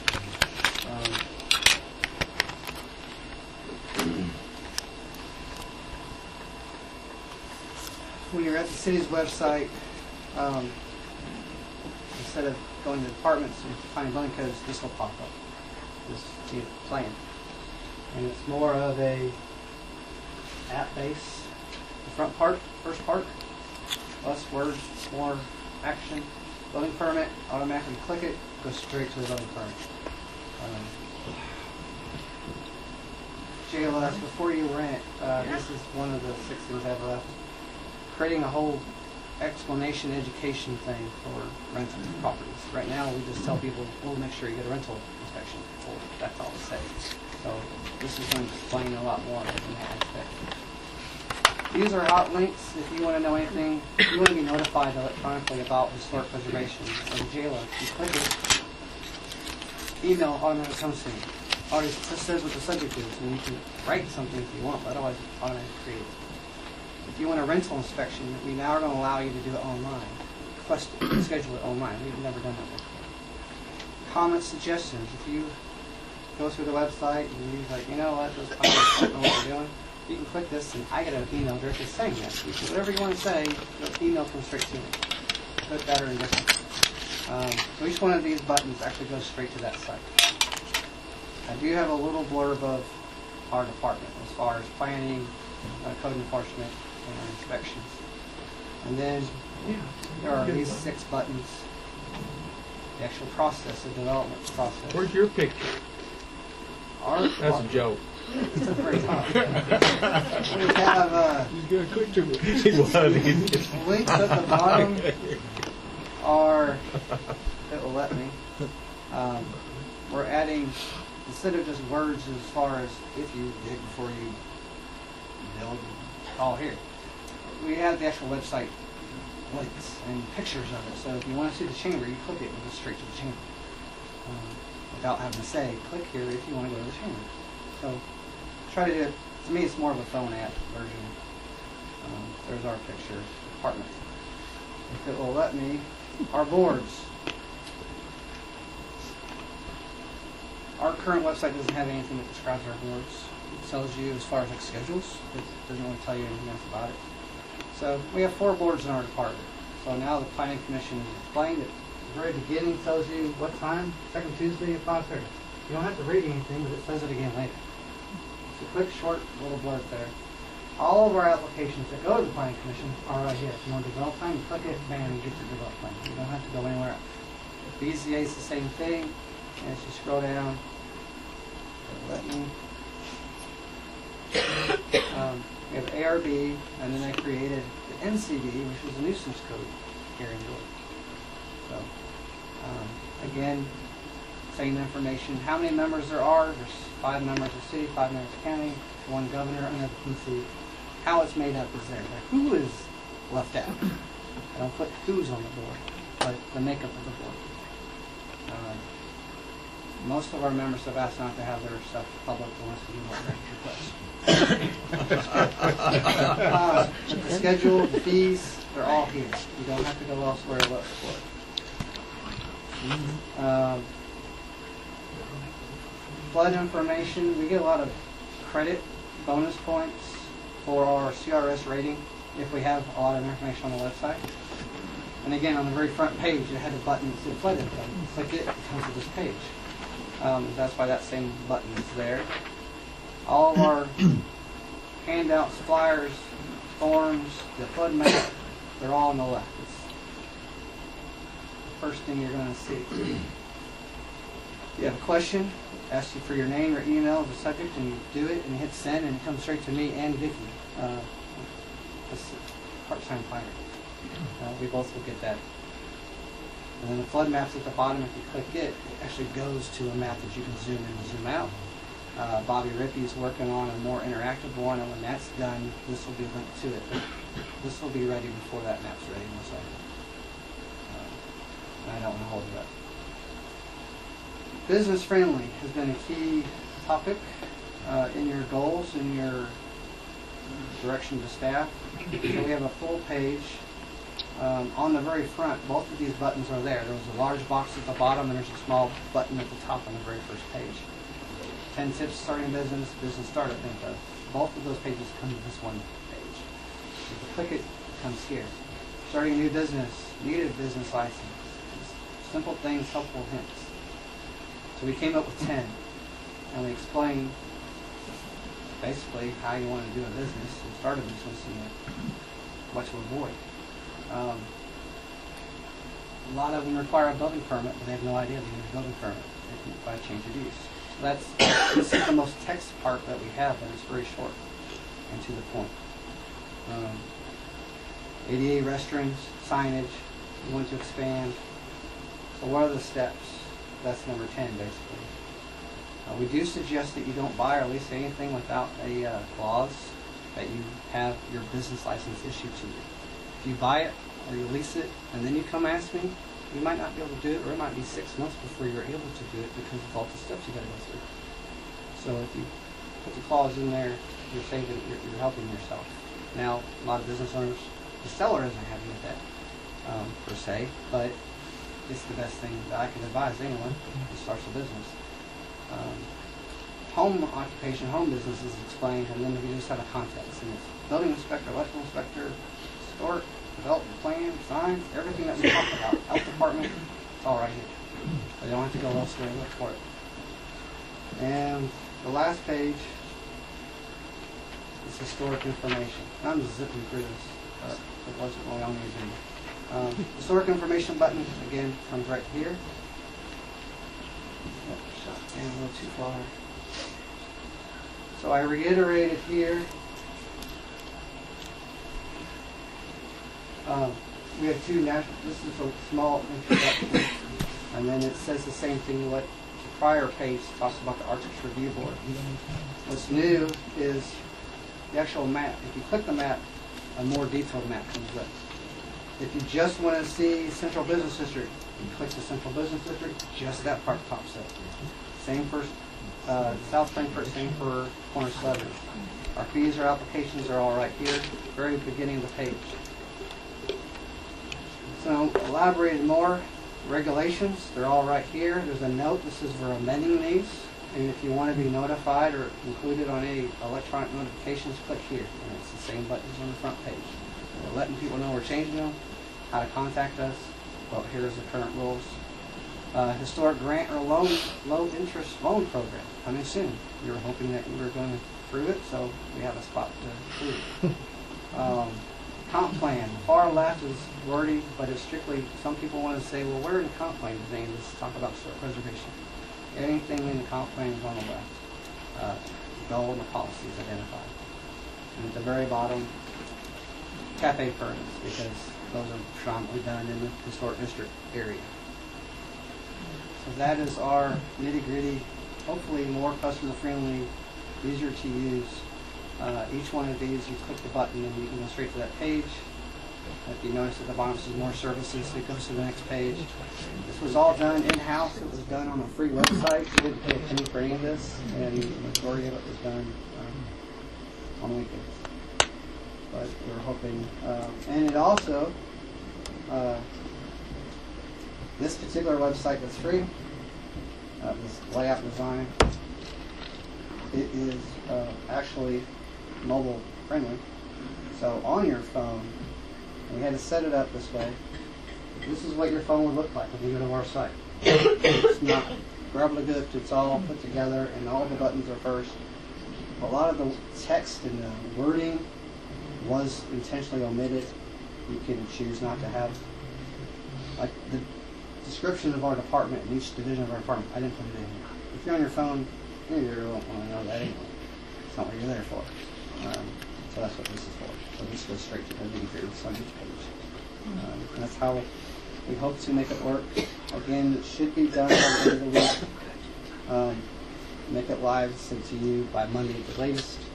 And then we'll have a good week or two for comment suggestions before we make it live on the website. And this was Tim's priority, and we've been trying to get it done, as well as y'all's priority. So that's where we're at with the website. Right. Commissioners, any questions?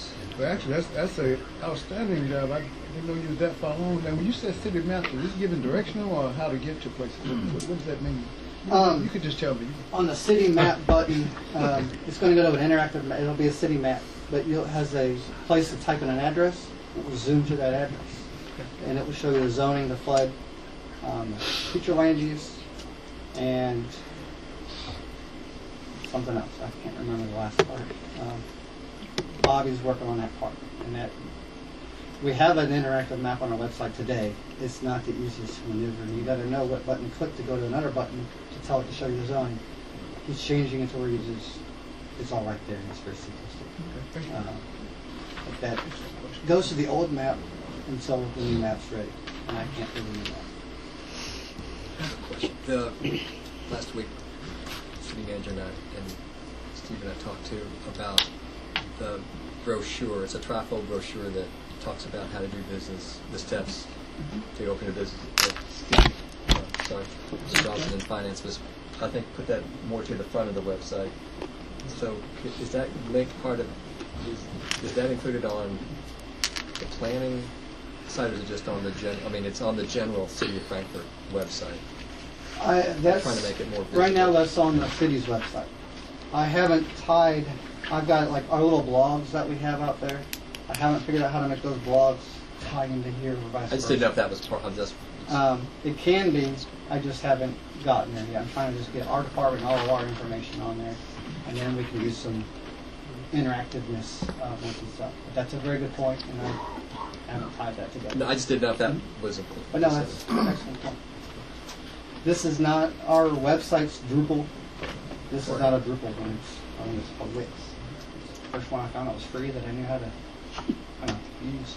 Nice. So I just built it. Great. That's it. I just have a question. It's just a question. It's old. I think it's several months ago. I think I asked you or emailed you. I think I asked you in a meeting. There were a couple of different places that were asking for signage, and one of the places was up off of East Main Street, and we discovered the signage is already adequate there. But another one, they're asking for a stop sign on the corner of Reed and Bluegrass. Did you all ever get a chance to look at that and see if we might be able to put one there or not? Because I was just asked a couple of weeks ago, and it just reminded me. I guess we haven't heard back because. I'll have to check my notes. I don't. Okay. I don't recall that one, but we can look at it. Yeah. It's on the corner of Reed and Bluegrass. So it would be on Bluegrass? There would be. It would be on Reed. It would be on Reed. I thought there was already one there. Bluegrass. No, it's Bluegrass. It's Reed. If I may, the reason that's on hold, we were going to do a traffic study on that area with our Okay. January. Okay. Oh, because it extends. before we made any decisions on that. Okay. I was told there was a Plus, I traffic had some signal. personal recommendations because I live in that Okay. neighborhood. Yeah. What made me think of it? I looked back and saw the chief, and that kind of I remembered. But I did. But the lady that's been asking to have that looked at just asked me a couple weeks ago, "What did you find out?" I'm like, "I haven't heard back yet." So I looked at you and thought of her. But we So, want to get some solid numbers. Okay. First, so that's what we're waiting on. Okay. We just completed one on Lions Drive. So. okay. Do y'all? When are y'all going to do that?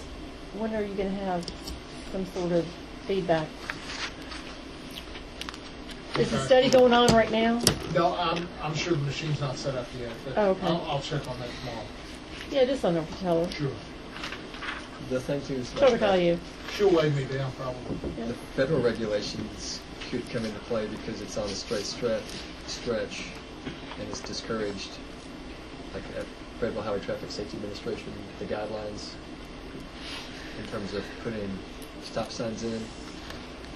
Using stop signs as speed control. As speed control. That's more of an engineering. So I was going to say that could be, that's what I was looking Yeah, it's not supported by the MTCA. I was going to say that could be. Is that what I should tell them? Well, Right we don't now, know. or should we wait? Let's wait until we get I'm the just saying study that, done. that may be. That would be So, appropriate. It's on the way. thanks, Commissioner. Also under old business, we've been talking about selling property, and we've gotten the realtor, as Rob told us tonight, but we also talked about selling some of these smaller tracts, which we don't have any purpose for, that we've sort of acquired over the years. And what is the process for doing that, and how do we get started on that? Pursuant to statute, you can give it to another governmental agency if you want to. Otherwise, you have to sell it by auction or by sealed bid, or you can sell it, through a electronic auction.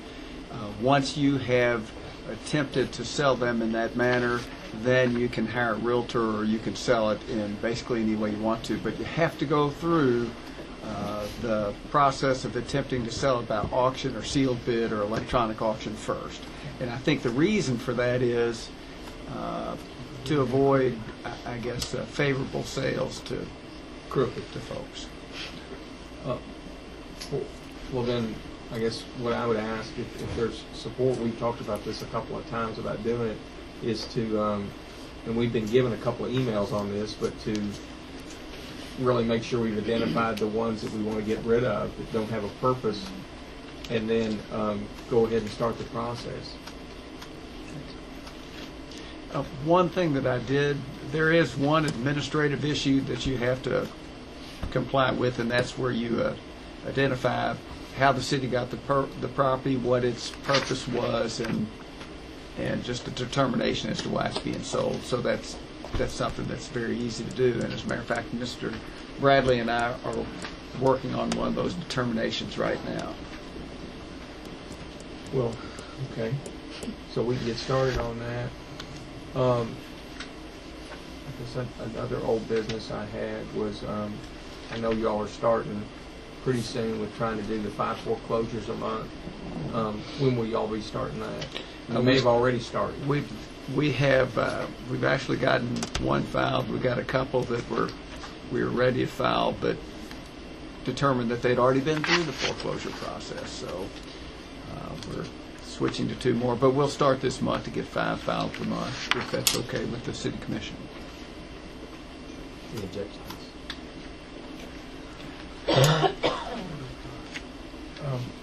And then I have one more, and I'm done. We did those goals last year, and I think our staff, everybody did a great job. We got a lot of them done. Pretty impressive. I was wondering if maybe for this year we could kind of get a update of what was left, and then maybe get each commissioner, rather than us having all those things with the walls and everything, since we've done all of that, have maybe each commissioner give 2 to 4 goals that they'd like to see us try to tackle this year. And then added to that, there may be a couple that come out of the survey that's coming back, and then meet at a special meeting sometime in February to assimilate those and figure out what are the ones we want to tackle this year. I'm good with that. February? Hey, I still know about if we need if we're going to need a special meeting, extra meetings, it's going to be kind of hard in February. That's just something just to think. We can see what our workload is. Yeah, you might be right. It may be something we can even do by email. My fear is when you know if we've all come in with 2 or 3 or 4, and let's say 3 of us think they're great on one, and then maybe 4 of us think on another one, and one's not so good. It might be hard to come up with that final list to do for 2014 without meeting. We could put it on a work session, though, if that works for you. I was just trying to get away from all the specials if we don't need them. And just use the special meetings if we had any deadlines or get readings in for certain things. Could probably do the March or work session, because February is right around the corner by the time we have our next voting meeting. We are in February. I think you're right, Commissioner. So put it on the March work session. We'll be doing budgets by that time anyway, and that kind of fits it in. Mary, if I might. Go ahead. I don't want to be remiss because I would have had a lot of old business items, but I'd like to thank Tim and Tom and Gary, because I've been sending emails. When I get complaints, I just send the email of whatever the complaint is, and before we have a meeting, I've been taken care of or it's been worked on. So I didn't know. I don't hold those things only because I say you're doing a great job of taking care of the community. Also, I've been working with a magistrate, Larry Perkins, because he just happened to have a couple areas, Home Street, some areas that have had issues in the past. And I've noticed that he's also been sending some congrats to staff for taking care of those issues. And I really appreciate you being prompt that way, because if you hadn't, I have my little list. It's only a couple of things that's not done, but I figure we'll wait till next time and see. Hopefully those will get done also. But I'd be remiss if I didn't thank you all for the work that you are doing, so I didn't have to bring it up here. Thank you, man. That's all I got for old. Thank you. Anybody else have any old business? We did talk about stormwater utility. We had gotten a couple of dates from the county fiscal court. January 27th or February 3rd. I did check with the library. That was the city staff. I checked with the library today to see if the room was available. It is available on February 3rd at 2 p.m., which is the 2 times that we were given, but it's not available on January 27th. So February 3rd? Fine with me. Got it. Okay. I will. Would it, 2 p.m.? 2 p.m. Also, your library and the community room. They won't come in. It is available, and I'll make sure it's reserved. And I will get a hold of Judge Collins tomorrow. Thank you. Take that one off.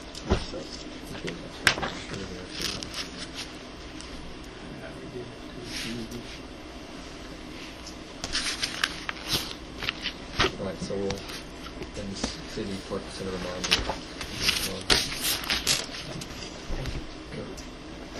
Under old business, just would say thanks again on behalf of our commission. I know they feel the same way. Thanks to our staff for all the great year.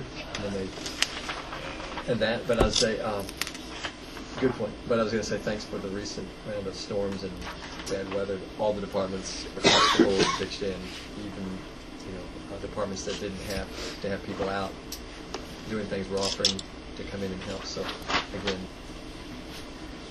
I can't say enough good things about all of you guys and ladies who go out and keep us safe, keep the roads cleared, and respond when needed. I know there was a couple of responses on the night with a 0 or minus due to wind chill factors. Of course, they were having to get out, so they all did a tremendous job. So thank you guys and ladies for that.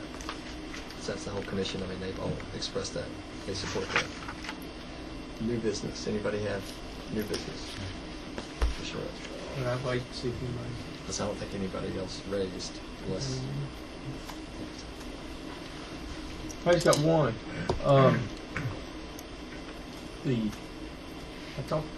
I talked a little bit with Rob and Ramona, city clerk and city attorney. I think that for that position, that we need to have annual evaluations. Which position? For the city attorney and for the clerk.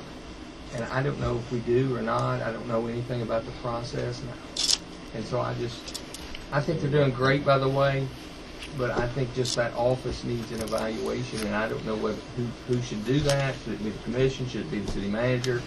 And so I just throw that out there. We don't, we currently don't have a process. They're appointed positions, so. Okay. I was just going to say, just for my information, and I think you just answered part of it. So they're basically on contract.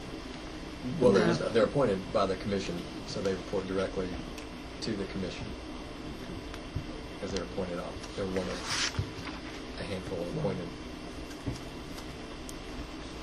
officers.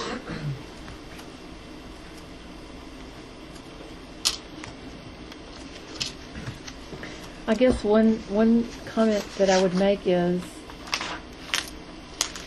this board, and it's just something to think about. This board changes every 2 years, and I know Mr. Moore's been here since about 8 or 10 years. Is that right? And February 9, 2004. Yeah. So. Not that he remembers. And Ramona's been in that November office 1st, since way back then too, and it's just, I think it's good for the board to give feedback how well we feel that they're doing for us. But I just think that when a board such as this tries to objectively evaluate positions like that, as if we know more about those positions than they do, I think it's kind of ironic. I mean, I don't have a problem with giving them feedback from my personal perspective, but and I always think that, if we're having a problem, that we can come in here and talk about what the problem is. And I think it's okay to say, hey, I think you're doing great with this, as far as I'm concerned, as far as this board's concerned. But these people have a lot of expertise that a lot of us may be lacking in knowing what that job is. So I guess an evaluation from my perspective would be, you're doing a great job as far as I'm concerned, from this board's perspective, which turns over every 2 years. So I don't want something like that to become something that can be used to tarnish a personnel file. If there's a problem, I think it can be addressed, and I don't think we've had any problems with those positions that I'm aware of. But it's just my 2 cents for thought. I don't have a problem with doing it, but I think we need to remember that we sort of come and go in these chairs. Maybe if the city manager wants to have some role in that. I don't know. What does anybody else think? Any other commissioners want to comment? I'll wait. I don't think it's risen to the, one, this is totally, caught me off guard. So I don't think we need an evaluation at this point with the 2 that we have in place. However, I am, it has caused me to think, to say, okay, if something happened to them and we have somebody else in it, if they were not doing well, how do we, we got to have some kind of process to feedback. I think that's a good word that was used earlier. I guess when I heard the word evaluation, I don't want us doing stuff that's not necessary. And I feel at this point that both of them have 10 years in the position, and it's well taken that we are on 2-year terms here and then 1 4-year term. But it's one of those. I like the question because we should always be trying to improve our process, and I think it's being done in all the other areas. But I just don't think at this particular junction that rises to a level of something we need to look at for the 2 that's in there. But that might be something that we could possibly discuss at a different time. And and if there's always a problem, following up on your follow-up with my follow-up, go into closed session and discuss what we might think we need more of or less of, or I don't know. I'm not. I think actually the concept, that there are broad job descriptions. We can evaluate that in collaboration with the city manager. I think you exclude the people whom I'm really fond of, you don't even think of in terms of who is in that position. Mhm. You think in terms of whether or not you should have that significant of a position not be evaluated. It's my experience, and like I said, I'm fine however we go there. It's my experience that most of the time, without that mechanism, most of us don't give honest feedback. It's kind of like when they ask you how you're feeling, and you say all right or fine. You don't usually tell the truth, or sometimes you don't tell the truth. So I think this creates a mechanism that allows you a way to improve staff and work with staff to improve them. And then what's going to happen next, the next person that comes, even though we are just here 2 years, I think working with the city manager that we would have enough knowledge to be able to do this. But like I said, if there's not 3 of us that wants to do this, I'm fine with that. I mean, I think it's okay to do it. It's just that we're a policy-making board, and I don't want us to get too much into personnel evaluations. I think it is our job to evaluate the city manager, but even with that, I really think that evaluation needs to incorporate feedback from the department heads and people that are here 40 hours a week doing their job that they're trained to do, and we all come from different backgrounds. Mine is actually have a background in human resources or some educational training in that field, but I'm one, and we all come from different perspectives, and that's okay. I think it's good to give them feedback how we feel that we're being served as a board, but I don't want for anyone to make the mistake of thinking we're holding ourselves up as someone that is actually qualified to evaluate those types of positions in a formal sort of way. Does that make sense? It does, but who else is it? It's us. They work for us. I think that in the City past, manager, if there have for us, been the city problems manager. with the position, we go into closed session and address whatever the problems are. And I think it's always good to tell staff how well you think they're doing serving what you need. And I think that, well, these 2 individuals in particular, I think, are doing a great job. And if there is a problem, I certainly don't have a problem. And I think people that know me well enough to know that if I think somebody's not doing what I think they need to be doing, I'll tell them to the face. And, I'll try to do it privately, but, I mean, if y'all want to do an evaluation, I think that's fine, but I think we need to be really, really careful with that in terms of policy, how that's done, who takes the lead on that. I guess you're here 4 years. I was going to add too. I think because they're appointed positions, just the scope of their work is so different than other department heads. It would just be hard to evaluate on some kind of a set form. I think that as needed, if there are issues, we would address those When they rise. when they arise. And I just had one last point. Now, this is an ideal opportunity for us to get feedback from these 2, because they've been in the position 10 years. They hadn't come up during that time, because they could probably give us feedback that we could use, or the next commission after us can use for a lifetime, because they're not going to be here forever. Retirement is either around the corner, or they might choose to do something else. But we're sitting at an ideal point right now. Thank you for bringing the question up, because that's not something we primarily are looking at policies. But they could provide what they think that job just how we can improve. That's right. I'm sure the city clerk would love to have an Sure. a big indexing system. Lots I'd like to have, but my successor can deal with those. More space. Oh, that would be good. Jimmy, any new business? No, sir. Any other new business? The only thing we have left is the report that we received from the city solicitor. Some of the questions that folks had at the December, work session. Do we have a 5-minute break? Oh, sure. Before Does that? anybody- That's all right, man. Somebody make we can just do a 5-minute recess. Do I need to do a motion on that? Just call it 5-minute recess. You want a recess? Is that okay? That's the same one as 5-minute recess. I have 8. I think everyone's gotten one. 7:08. So we'll say 7. So come back at 7:15. we'll go back into our work session, and all members are present, of course. And we have the review from the solicitor that we all saw yesterday or last night, and today, I guess. Did everybody have a chance to read it? Yes. Mayor, if I could just do a brief overview. It's interesting that Commissioner Roach should raise the issue of an evaluation, just because this was really a difficult issue to review and try to boil down into something that's easily followed and understood.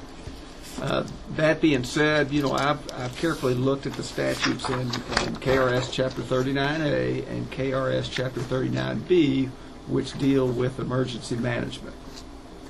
I reviewed those statutes several times, and then I also called Ryan Halloran with the Attorney General's office, just because he's looked at these statutes as well.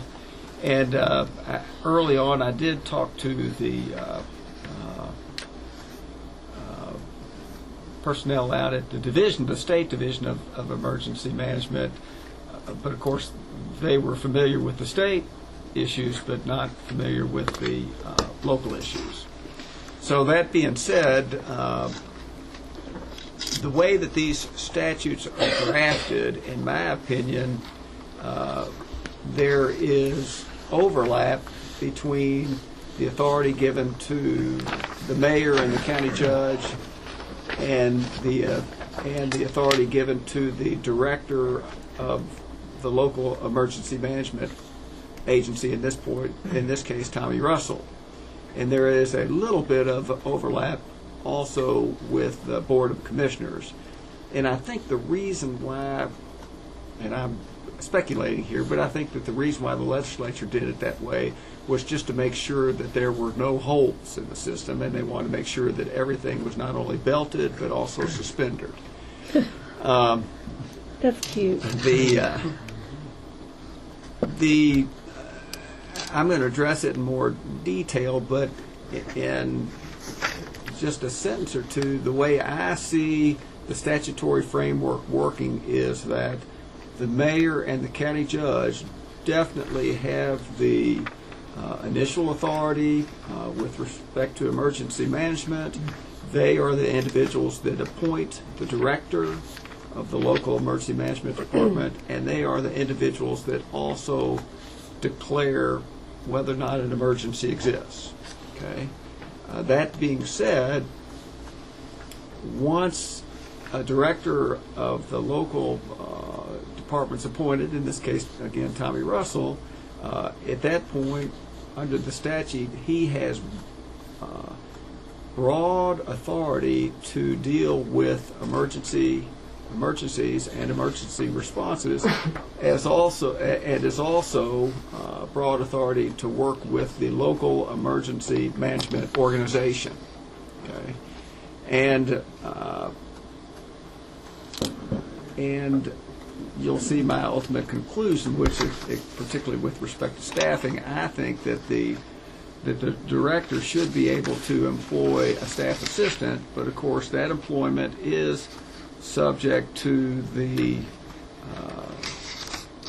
available budget resources. So the director, working with the local emergency management organization, provides information to the mayor and the county judge, and they submit a budget to the city commission for emergency management, and then the city commission approves that budget. And really, I think that's in large part the participation of the Board of Commissioners, although I'm going to get to a little bit more detail in a few minutes. So anyway, you have the mayor, back quickly, you've got the mayor and the county judge. They appoint the director who's supposed to be a professional, and in this case we're lucky we've got a good one, who he will then work with the local emergency management agency, and they will develop a local emergency management program as well as the local emergency operation plan. And then generally the director will be the one that controls the response to an emergency, although I think there is room for input from the county judge and the mayor. Just kind of going through my handout here with respect to, I've already indicated that, the mayor and the county judge appoint the local emergency management director. The qualifications of the director are set forth in 39B-020. They're pretty specific, and if you're interested in exactly what those qualifications are, I would recommend you take a look at the statute. The Roman numeral 2, you'll see that the governor, of course, has the right to make a written determination that an emergency exists. And, of course, the mayor and the county judge executive have the right to determine that an emergency exists here in Frankfort. With respect to the direction of emergency response, that's Roman numeral 3. And this is where there is some overlap, because the mayor and the county judge executive have the authority to enforce all laws during an emergency and to direct local emergency response forces, etc., and also without regard to procurement codes or budget amendments, they can purchase the goods and services essential for the protection of public safety and health, etc., during the emergency. That's 3A. Now 3B says that basically the director has the same authority, I think. He is also supposed to direct the response during an emergency. And interestingly, in 3C, you'll see that the local disaster and emergency services organization also has responsibility, but I think that responsibility is really in working with the director and coming up with the emergency response plan and making sure that it's implemented. So just again, real quickly, when an emergency has been declared by the mayor and the county judge, then there is overlap between who's responsible for responding. I think the mayor and the county judge have some responsibility. In my opinion, I think the director is probably the one who should take the lion's share of directing the responses, etc., because he works with it on a daily basis. You'll see in Roman numeral 4 the local emergency management agency, and this is required by statute to be created. And they're supposed to develop, implement, and maintain a local comprehensive emergency management program, including a local emergency operations plan. And, it's required to comply with the Interlocal Cooperation Act or locally adopted memorandum of agreement so that the city and the county are on the same page. And this local emergency management agency is really under the auspices of the county judge and the mayor, which is interesting. It's a little bit different. It's not your typical city department where it comes and reports to city manager Tim. Instead, really the ultimate authority on that up through the director is the county judge and the mayor. And again, I would point out that the director, and that Tommy Russell does direct, control, and manage all the affairs of the local emergency management agency and the program. Now, here's, I guess, what I think is an important part of that local emergency management agency, and that is it is required to include all of these individuals that I've identified, the county judge and the mayor, as well as each of you all. And each of the members of fiscal court, because you're each elected legislative officials of the county and cities. And of course, it's also to include regular or volunteer public safety or emergency services department heads, chiefs, or members. So the way I read that is that Chief Sloan and Chief Wilhoit are also members of that organization. So, and in talking with Tommy Russell, who we spoke today, and he's down in West Kentucky. It would have been about a 5-hour drive for him to attend this meeting. So I suggested to him that if you all wanted to talk to him, you could wait till February when he gets back from West Kentucky. So that's why he wanted to know if I thought he should come, and I just said, well, at this point, I don't think it's necessary, but he's certainly willing to come and talk with the commission. With respect to funding and staffing, if you look at Section 5A, again, it provides that the city and the county are to appropriate and expend funds, make contracts, etc. So the city, Board of Commissioners, is definitely in charge of the funding, along with fiscal court.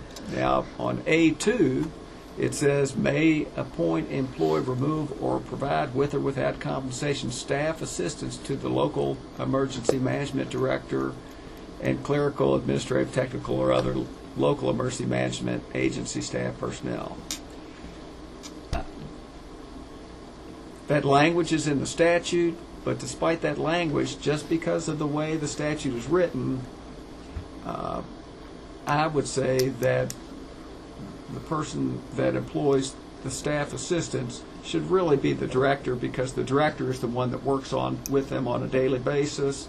And the way that the Board of Commissioners ensures that you've got good staff assistants and not too many is with the power of the purse string. Okay. When I talked with Ryan Halloran, we both, it would be unusual in my experience to have someone with the broad powers that the director has, but then not have him be responsible for employing his staff assistant. Because when you look at, he's the executive head and chief administrative officer of the local emergency management agency, and he has the power to direct, control, supervise, and management the development, preparation, organization, administration, operation, implementation, and maintenance of the comprehensive emergency management program of the county or city. So I just, because of the way the statute's drafted, I think it's more consistent that he would have the authority to employ the staff assistant.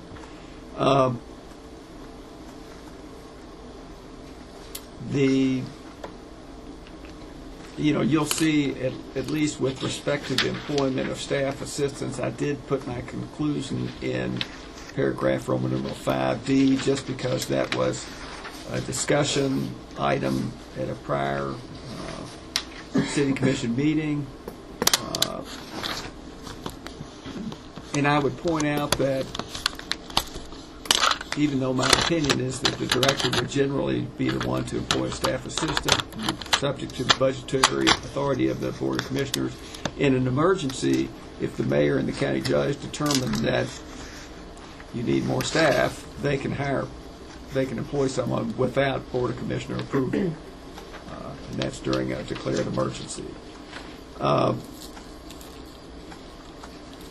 Interestingly, there's supposed to be a separate emergency management agency fund account to be included in the city and county budget ledgers. However, all state money that comes from the Division of Emergency Management to the local, in this case Franklin County Emergency Management Agency, go to the county. And as you all know, then that's the county's contribution to the cost of emergency management. I did list the powers and duties of the director. I kind of condensed them down from the statute just to let you all know that they're broad and comprehensive. The director is supposed to annually, by the first day of March of each year, prepare and submit a program budget request to the county judge, executive, and or the mayor. On my recommendation, I think there needs to be an updated agreement between the city and the county, and I think that updated agreement needs to address some of these issues that the commission has been discussing, such as what's the cost share arrangement between the city and the county. I think, I don't want to be unfair to the county, but I think most folks would agree that the city has paid the lion's share of the cost of emergency management to date. I think when I say review membership of the local emergency management agency, I just think that the local emergency management agency, when it meets, and supposedly they're going to have a meeting in the next month or so, they need to make sure that all of you all are invited and all of the individuals listed in the statute are invited, so you've got the opportunity to participate, because that's really when you all participate, when the Board of Commissioners participates. That, you know, the mayor has more duties, but that's when the Board of Commissioners is supposed to participate. And of course, as a part of the local emergency management agency, then you all would review the local comprehensive emergency management program and also the local emergency operations plan. You know, they're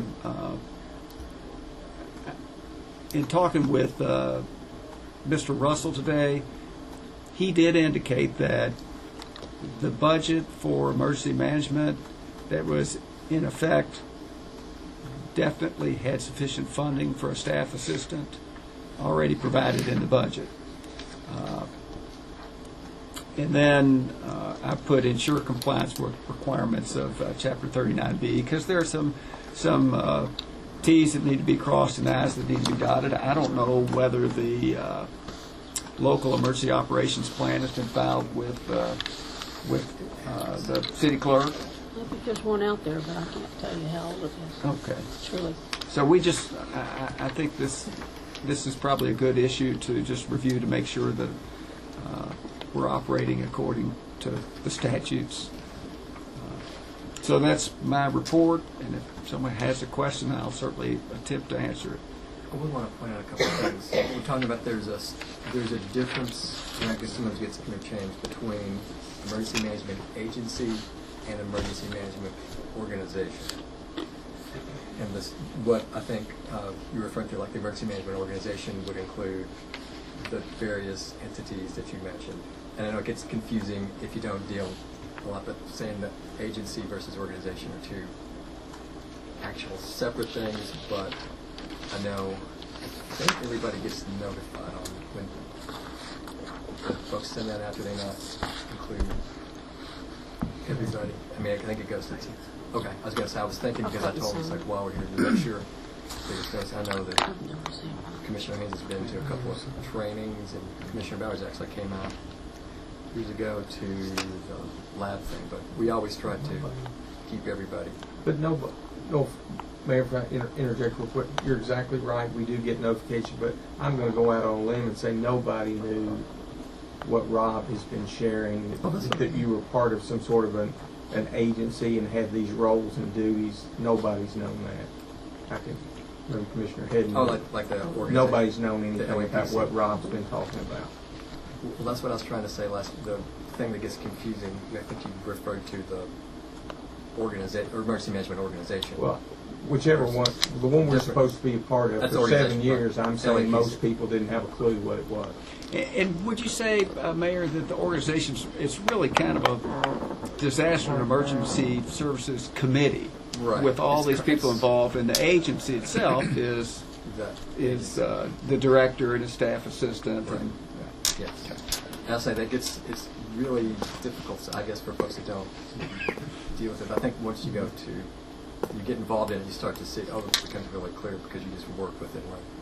But that organization is the LA Local Emergency Planning Committee, which is meeting when, I'm not sure. February 10th.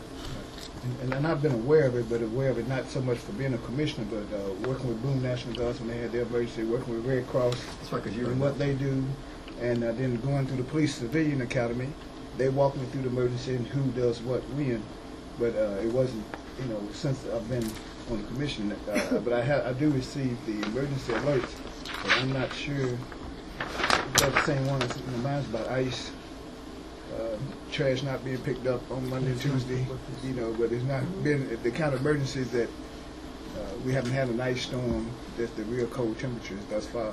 So, I definitely want to receive those, and hopefully all the commissioners would receive those, because that affects all the neighborhoods. Whenever there's a change like that, and I hate to guess, because I was glad somebody sent me the information that it wasn't going to pick up trash on that Monday and Tuesday, because all of my community had their trash out. And if I didn't tell them, some of them was pulling it away back to the house thinking that maybe the run was missed. They just didn't see it at the time. But I did, it's the first time I've ever looked at all of this, all these KRSs and 39. And some of it is confusing, because I saw where the funding goes to the county, and then I was wondering about their percentage of how we're breaking that up. And the money's going there, and we, I think I heard early on that we did about 90% of the paying for it, and I said, well, that's not fair. So I said, maybe it's because we have not reviewed, what's already in place, and we haven't had that conversation. But I think right now, ourselves and the county are working together to try to, like I said, our whole thing is improving, and this is an area that probably, need to be looked at, especially in that reference. Yeah, I think the goal too has been, the LAPC has been primarily a county organization that we've been part of, but then had one meeting since I've been there. Click on to it. They might have had a couple I just couldn't go. But.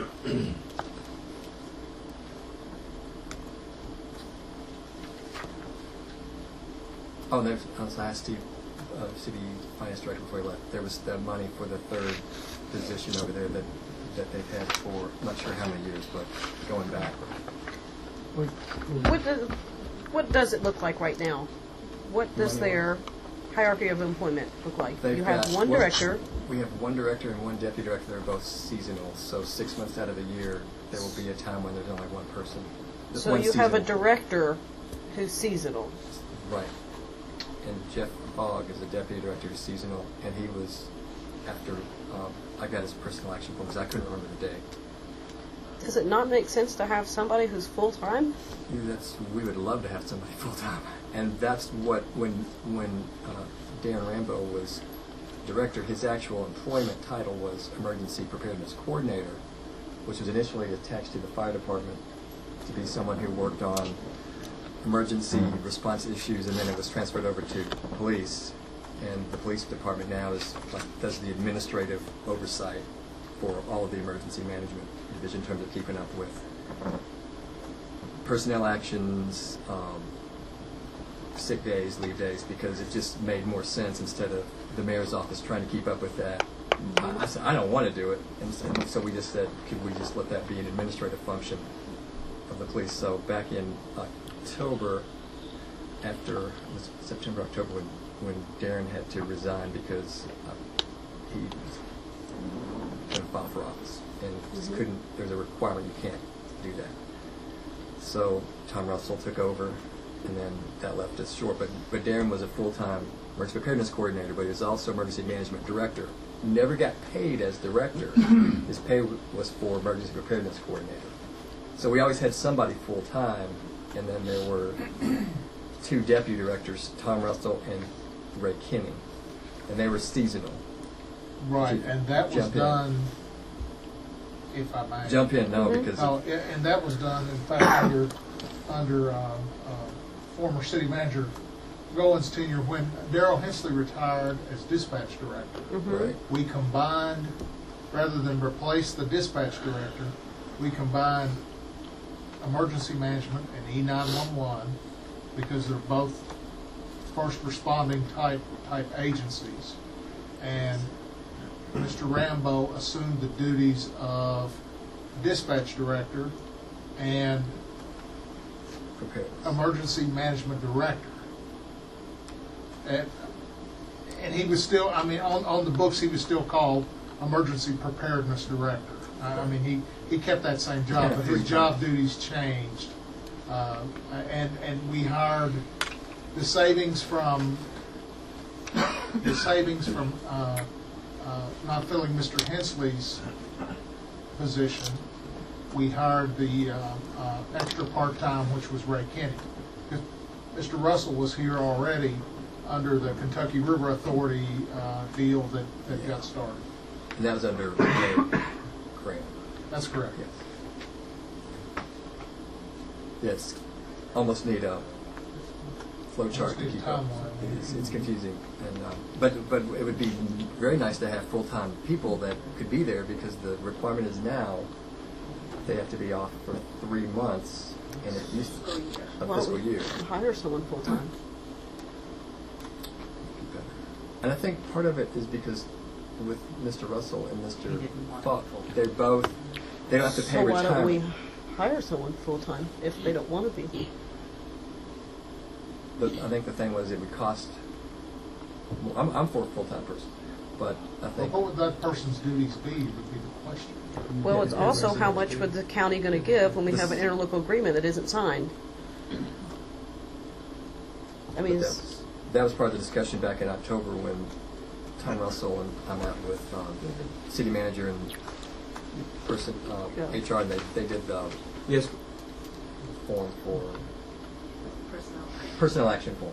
Mm-hmm. So, but there's six. It's basically now there's going to be 6 months out of the year when there's only one person in emergency management. Nothing happens. It's one thing, but they're constantly having to do training and be out and doing. So why don't we hire someone who knows how to do the job to be the director full time, and then just have someone seasonal underneath them? Actually, we discussed. I never brought to the commission fully, but it was discussed behind with staff about that. That would be my preference. But I think, and jump in, the cost that we're saving by having the seasonal folks or I don't know. I'm just going to say seasonal. They don't have to pay retirement, and we don't have to pay health benefits. Mm-hmm. But I know But after if an emergency strikes, we need it. You're right, Commissioner. wouldn't you rather be emergency prepared versus seasonally emergency prepared? We really need the 3 people in there, the way it's set up. You need About a seasonal, because we're going to have you 6 need months a year. one full time, one seasonal. You could do that if you had one full-time person. I think, if that's them. I think that's what the thinking was. I mean, we'd have to ask Mr. Russell and Mr. Fogg, would they, police and fire folks chime in too, but when I was here, I had 2. I had full. Well, Darren Rambo was here full time. He was doing emergency management stuff, and we had Tom Russell. So there was always a time when there was at least one person, and only 3 months out of the year when there was only 2. I'm sorry. Most of the time there was 2, but 3 months out of the year there was only 1, and then when I left, there were 3 people. And part of that is because of the training requirements that they have to go through to be out. And some of that's changed. Their training has changed since I was here last, so time-wise, it leaves us with somebody maybe not sitting in that office. And there's a lot of preparation they have to do with the trailers and the equipment that they told me that needs to be maintained, not upgraded, but maintained and constantly checked. But that would be something we'd have to ask them, because I don't deal with that on that level.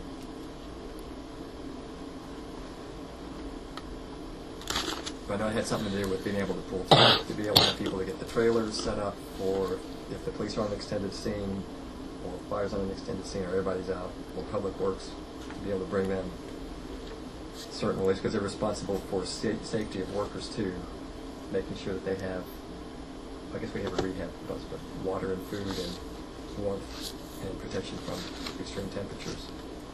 But they'd be the ones that could better answer full-time versus seasonal. I just want to make sure we're prepared, whether it's there are 3 seasonal people, or 1 full-time, or 2 full-time, and another seasonal. I mean, I'll defer to their judgment on that. I guess the first thing I would do would be to apologize to the city of Frankfort that I've been part of 1 year something that's been going on for 7 years where we haven't even had an interlocal agreement. We paid 90% of the share of this, which roughly off the top of my head means that we maybe have incurred expenses of $700,000 to $800,000 that we shouldn't have. So that would be the first thing, is that I didn't get on this quick enough. So I would apologize for being on this a year and not even realizing that we didn't have an updated local agreement. That would be, I guess I've got a couple of seconds and a couple of questions as we kind of, it seems to me the most important thing is to get an interlocal agreement and to spell out some of these things we're talking about, some of which we may be wrong. You know, we may not even have the facts right. But I think that's a critical piece. That was started, I think, in 2007 and it didn't get completed. So I would think that would be a number one item. The question I would have is, I believe the deputy director, or whatever that title is,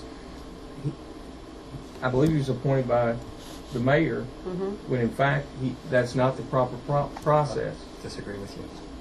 Well, we've just been told by the city attorney so I don't think that's a valid appointment. I'll show you the appointment form because I've seen the form. It's from the state. Right. And they said that's, according to our attorney, that's not the way to do it. well, that's, I think, and so I don't know if they said that in this report. Well, what is there's well, a let between, me address that if I can. I think that it is. I think the better way for the appointment of the employee, staff assistant, deputy director, whatever you want to call them, in the Department of Emergency Management would be for the director to appoint that. That being said, I think that the language of the statute is so broad and ambiguous that I think the mayor and the county judge can take the position, you know, I don't know that you can say that they're wrong in saying that they appoint. So we both could be right. Right. And then, that's exactly right. That And sounds then, like of a legal course, I business. also showed the language to you all that indicates that the Board of Commissioners has the authority to appoint the staff assistant or deputy director. Because I was going to point that in. I think, though, that the Board of Commissioners... Well, it would be to employ. I mean, which to me it means the same thing. But I would recommend that the city commission not get involved in that. Really concerned about whether the mayor should have appointed him or whether the director should have or not. I think what's important here is to, you know, make sure that there is adequate funding, and my understanding is there was adequate funding in the budget, and then also to look at the interlocal agreement and get that document in place, because that should indicate in the document could settle some of these who's issues. who's going to make the appointment, who's going to make the employment, whatever you want to call it, and also it's also address a financial issue, but you know, it's such an unusual situation where you have the county judge, executive, and the mayor together that are, you know, appointing someone to be in charge of an agency that's not really under the umbrella of the city. You know, We're the only city that does it. The county's running everywhere. Every other place, we're the only city. Does the county, you know, when an appointment's made, does the county judge have to sign the form as well as the mayor?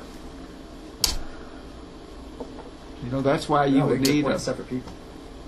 Right. Yeah. I mean, do you? Because we I don't would have say a local agreement that says we have a joint agency. I would say city responsibility. It's by statute that the city may have its own emergency management agency, but it doesn't have to. Well, because of our needs, we need to have it unless we just abdicate all of our responsibility to the county, which we don't want to do because we have the larger resources, the larger population. It just, there's other cities that have them too, but. Well, let me ask some technical questions before we kind of get to this big picture things where we've got several different positions. Okay, how are we communicating, since the emergency management director is overseen by the county judge and the mayor, to what degree are we and Tommy not here, Russell here, I don't know, But to what degree is the county in the loop on this? In the loop on exactly what? Well, like, when we're going to be appointing somebody or reports and all that kind of stuff. To what degree are they in the loop? I believe Judge Collins is definitely in the Okay. loop. I don't know about the fiscal court members. Okay. Yeah, I can answer everything that I get from emergency management. I forward it to the city manager as well. I think. Excellent. I can only speak to the city. Do we have an emergency management agency fund account? It should be in the budget. Have to ask Steve. I think We we do do. have I'm just asking. We do have a budget. But is it the kind that we're supposed to have specified by the statutes? All I'm asking. I'll find that for you.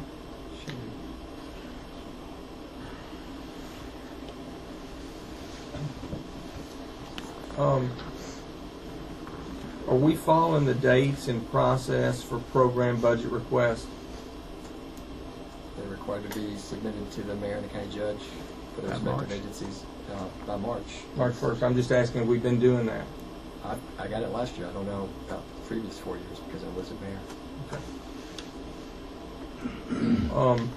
Thanks. And then, what do we have kind of like? Let's just say we're going with this, and I want to ask some questions about that in a second. But let's say we're talking this seasonal nature, and Tommy Russell's not here, and Jeff Fogg's doing it.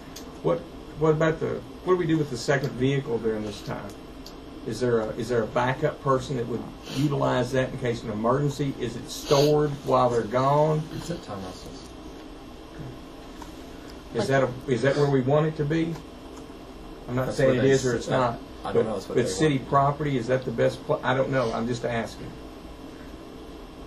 Well, that way he can respond if need be. Do we really want this on all over the internet? What we're talking about, some of this Well, stuff? some of this, could be exempt because there's an exemption for talking about specifics. You're right.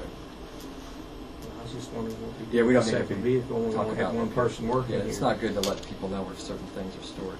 I'm glad you pointed out, Commissioner. Thank you. Okay.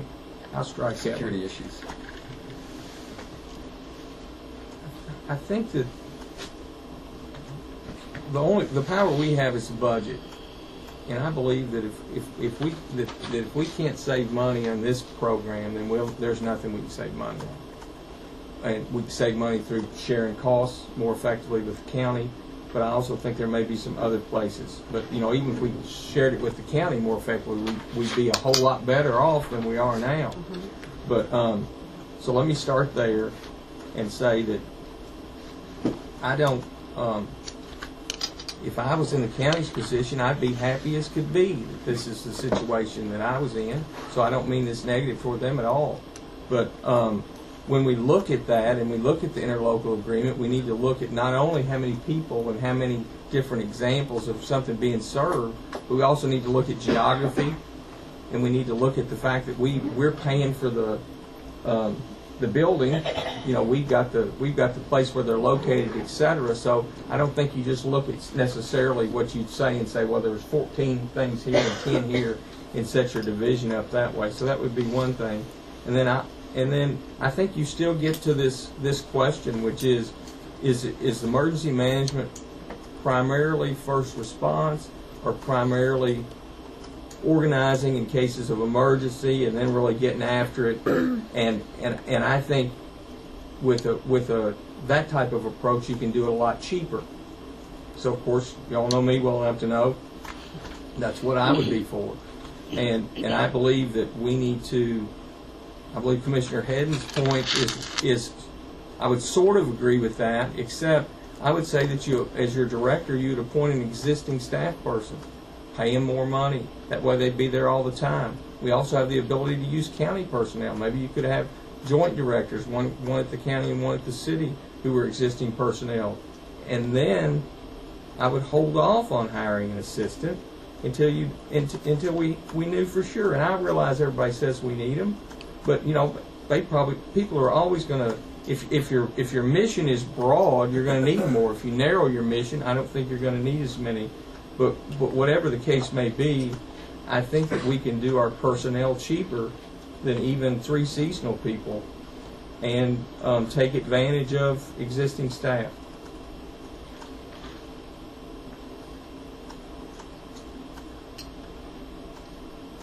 Is that it?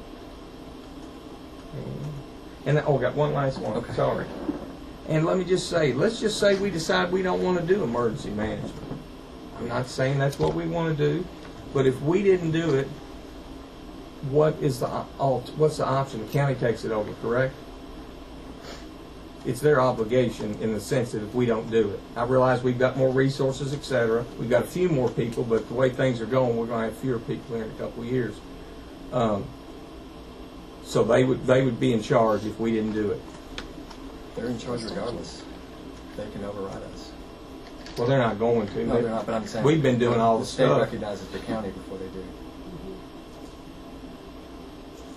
Okay. Just want to read through. I think yes, sir. Go back and add that everything, the 90% of the total budget, I am not completely sure that without talking without having staff here, because they disputed that the last time that came, I guess in December. The percent, like they didn't think that was correct, but Mr. Russell's not here because he's on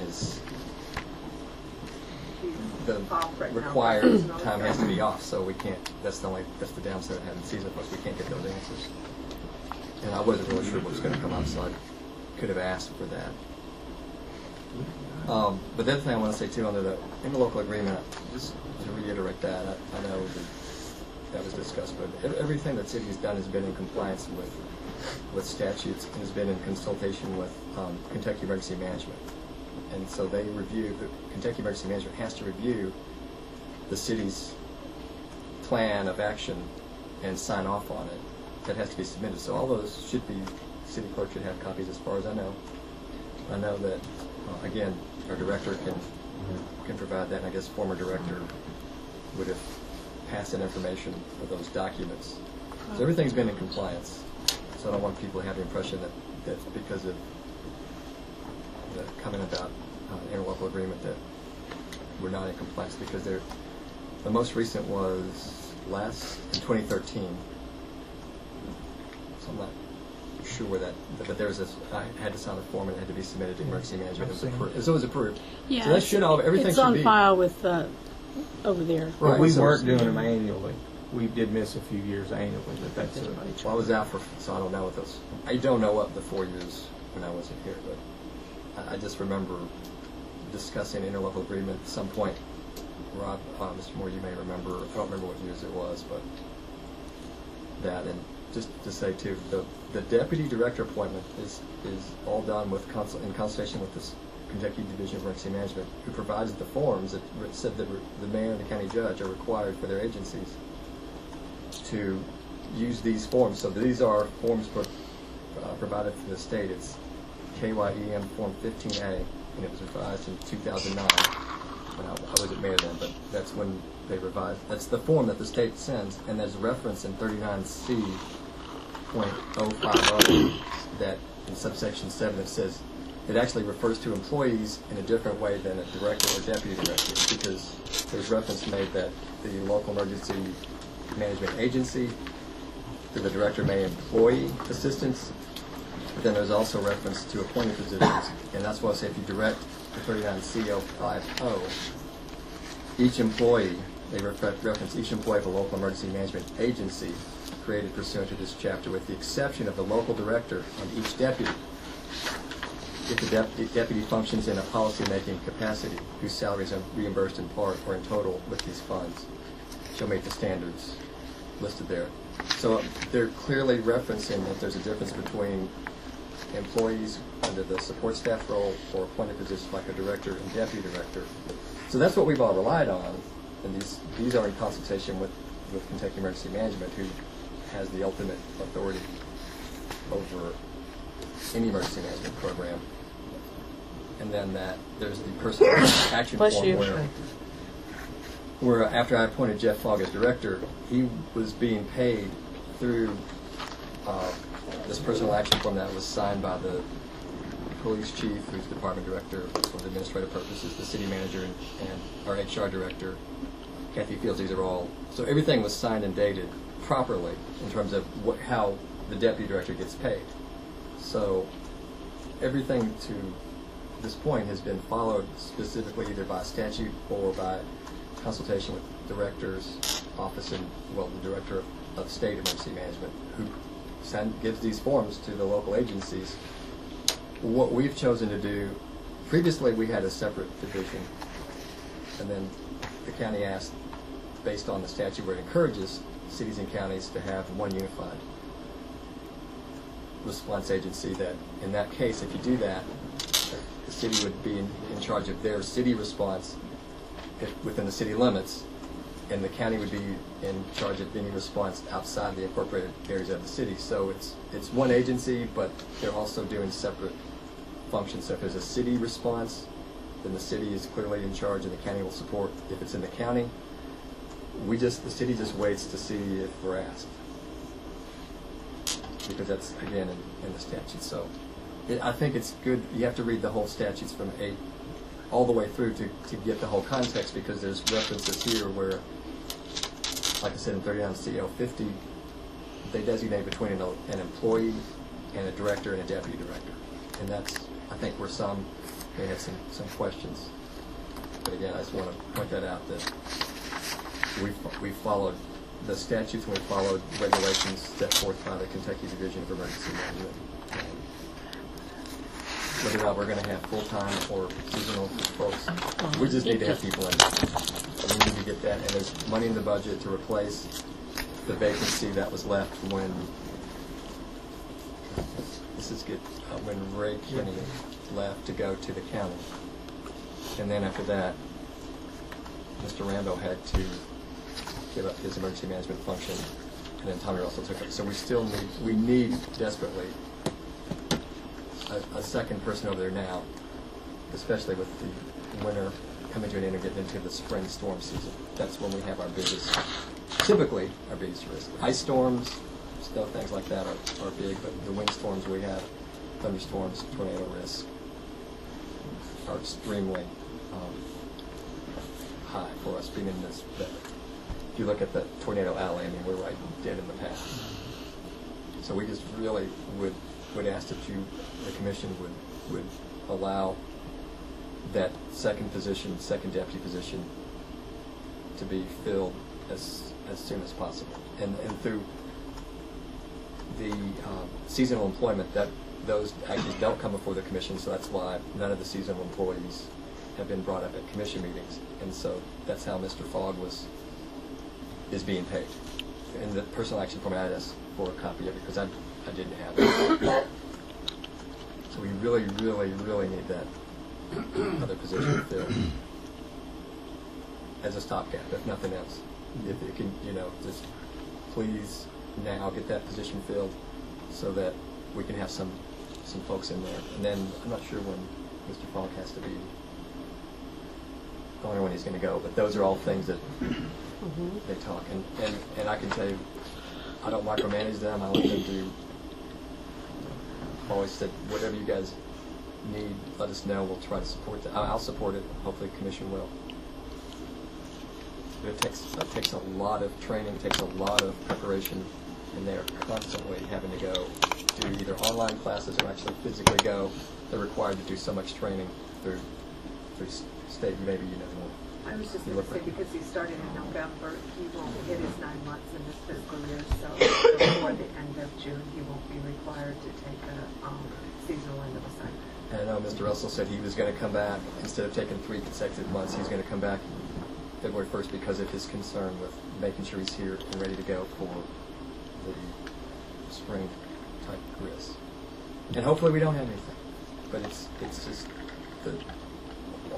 the training that everybody goes through just says you've got to be prepared. If you have something happen, if you're not prepared, ready to go, you can't play catch up. And we've seen agencies, Arlington and Alexandria, Virginia, after the plane hit the Pentagon, they did a whole Arlington after action report. They all admitted we weren't prepared. They weren't prepared. They hadn't done any training for that. They hadn't used an EOC. They've got a nice EOC now, but they said everything was in a closet. They were just behind. So there's a whole report on that, why it's important to stay ahead. And they don't have the manpower to do it. at this point, is what they're telling me. And I believe that and support getting that third position, whatever you want to call it. It could be staff assistant, deputy director. I don't think anybody cares as long as we get somebody there. But I think the authority is, if they're deputy director, they have more authority in the field than if they were a staff assistant.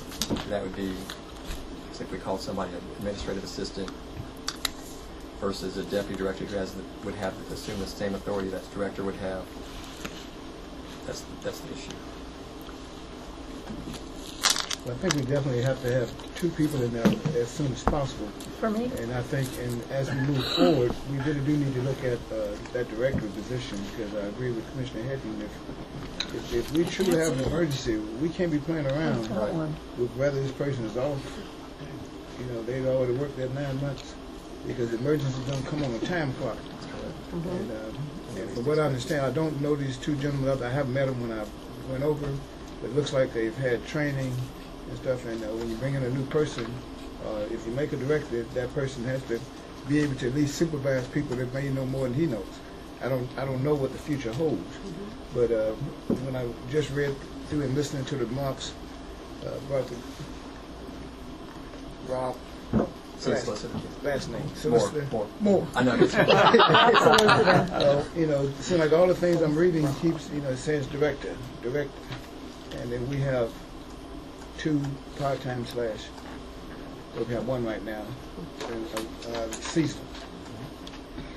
That doesn't, I agree that yes, we need to update the interlocal agreement. I think that'll work out some. I think that would also fair play, but just to move forward, I think we'll comply better if we actually have a full-time director, and we can talk about those other 2.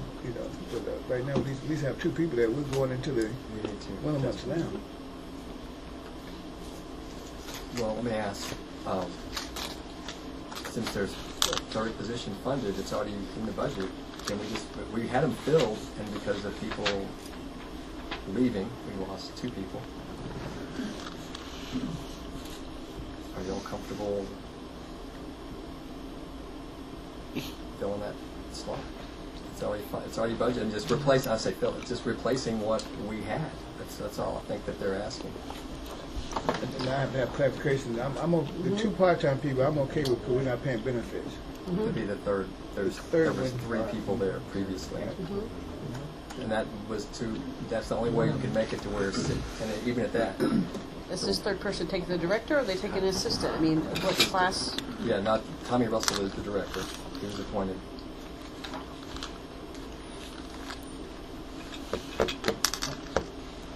I'm not for it, but I think everybody else is probably. They're just saying they need it. I'm not saying we don't need it. I'm just saying I don't think the way we're utilizing. I don't think this is the right approach. I just think it makes more sense to use staff, existing staff. It costs less, and like I said, I just don't think that makes sense. But if everybody else does, The only concern with using staff is that we lose that person. That person cannot. Any person that's a director or deputy director would have to step out of their primary role. Like it used to be the fire chief. I didn't want to change. It wasn't chief, but I think at the time the fire chief said there's no way you could do it. I mean, correct me, jump in, anybody else that they couldn't, and so we lose a person there. So we I believe there are people in the fire department who could do it, but they can't. We can't use them as firefighters or paramedics. No, I'm talking about management. Or people, the supervisory. I believe there are people in the fire department that could be the director. The chief would have to answer whether he would give somebody up, because the problem is not giving them up. It'd just be part of their duties. Well, let's say the training requirements, however many those are, they have to get so many hours of training for fire and paramedic training and the EMS They just have to be in the department. and emergency management side. So that just doesn't. It's really discouraged. I mean, I would say that. Feel free to answer. I think if you're asking me for an answer, I think you've got to know exactly what the expectations of them are. To pull 1,000 hours a year in emergency management, the answer is no. I think that if you're looking for declared emergencies, perhaps there's some room to. Well, we can appoint people for that. for the declared emergency, but to say, I want to give 1,000 hours a year of an employee up to do planning, no. Could I put someone on call? Yes. And you're on call anyway, pretty much. But if we had the, that's the reason that they wanted to go with the 3 because of the seasonal, because that's the only way they can prevent having 6 months of the year where there's only one person there. Okay. Real quick, and then I'll get off this horse. We have the power of the purse, so if we chose, if there's 3 people that said, hey, we're not going to fund it, and we're going to do a budget amendment that strips money out of that fund so that you can't fund it, that would be a power that we had. I'm not saying that there's support for that. The second thing is we spent $265,000 in emergency management. 29,000 flowed from the state, and the county put in 20. So it's a little bit over 90% based on the numbers we got from Steve. But they may have changed. There may be a different way to look at them. So that's that. I think on this director thing and who appoints him, etc., we can all just agree to disagree because it probably doesn't matter in the long run if we have the power of the purse. I still think the primary thing that we have to decide as a commission, and it may not be something that we want to decide, and that is what do we want out of emergency management. And that's, I think, gets to the fire chief Eddie's point, which is, do we want first response? Do we want to be really actively involved in that way? Or do we want to just rely on our fire and police department and then have emergency management do a different role? We have created a mission that forces us to have that many people. I think we should retailor the mission. But in that way, then we could do it at a lower cost. And I think in some ways that it wouldn't surprise me if there's a problem even coordinating between all these people at different things. But I think that's the fundamental issue, and perhaps the local emergency management agency could have some input on that. But the way it is now, I mean, you could hire 10 people if you're going to be involved in everything that's going on. It has to do with law enforcement and public safety. And I'm not saying that we're all involved in everything, but we're involved in a bunch. And a bunch of that stuff I think is superfluous. But that's just one person's opinion. But if you don't change if you continue with the type of mission we have, it does become difficult to fund it with existing staff. But I believe that the mission should be changed. I'll just say that the statutes actually spell out in 39A and 39B what. I've read both of them, and I'm fine with following the statute. You can follow it and do it with a narrower mission than we have. We're a first response emergency management, and that's not required by statute. They're telling me they don't. I mean, they go just as needed, and I don't know. I think I told them from now on, I said, make sure you call out on the radio. Just call out on the radio, and then you get a dispatch log. And that's because I hear what the commission wants, and so that's what we instructed them. Say, please, if you're going out, call it on the radio. Don't go lights and siren and just show up. Be there for resource management and coordination, making sure the scene's safe, get them what they need, so the first responders can focus on what their job is. You watch their back, take care of. While they're fighting the fire, somebody can be making a call for emergency management. So we need the street department to come out and put salt on the street because of water spraying on those types of things. And that's really what it depends on how you brand it. That's right.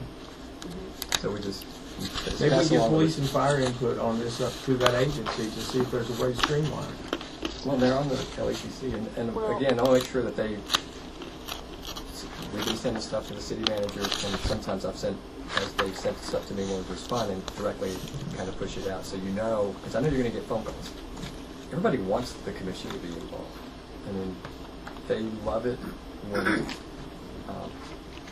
they have training and commissioners can come. We used to do a lot more training, not as much as we should have, but where commissioners would be invited to come and observe the various trainings. So I think that between all the agencies that can be worked out to where the emergency management role is not to be there to supervise or intervene or tell them, but to be there to be a support agency.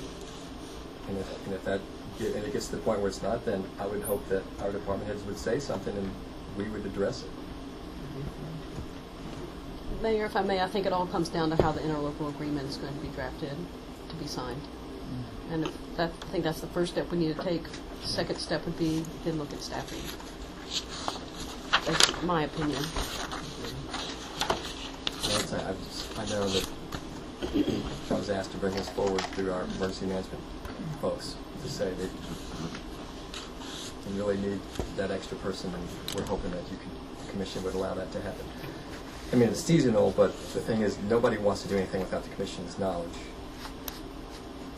The position is there, and I think the staff doesn't want to be in the position of having to, well, I don't want to speak for Tim, he's our city manager, but this city manager, the police chief as administrative agency head, and the HR director could go ahead and do the seasonal appointment now like we do in the other departments, but I don't think they're going to feel comfortable unless there's a majority of the commission, and I don't, unless mistaking anything.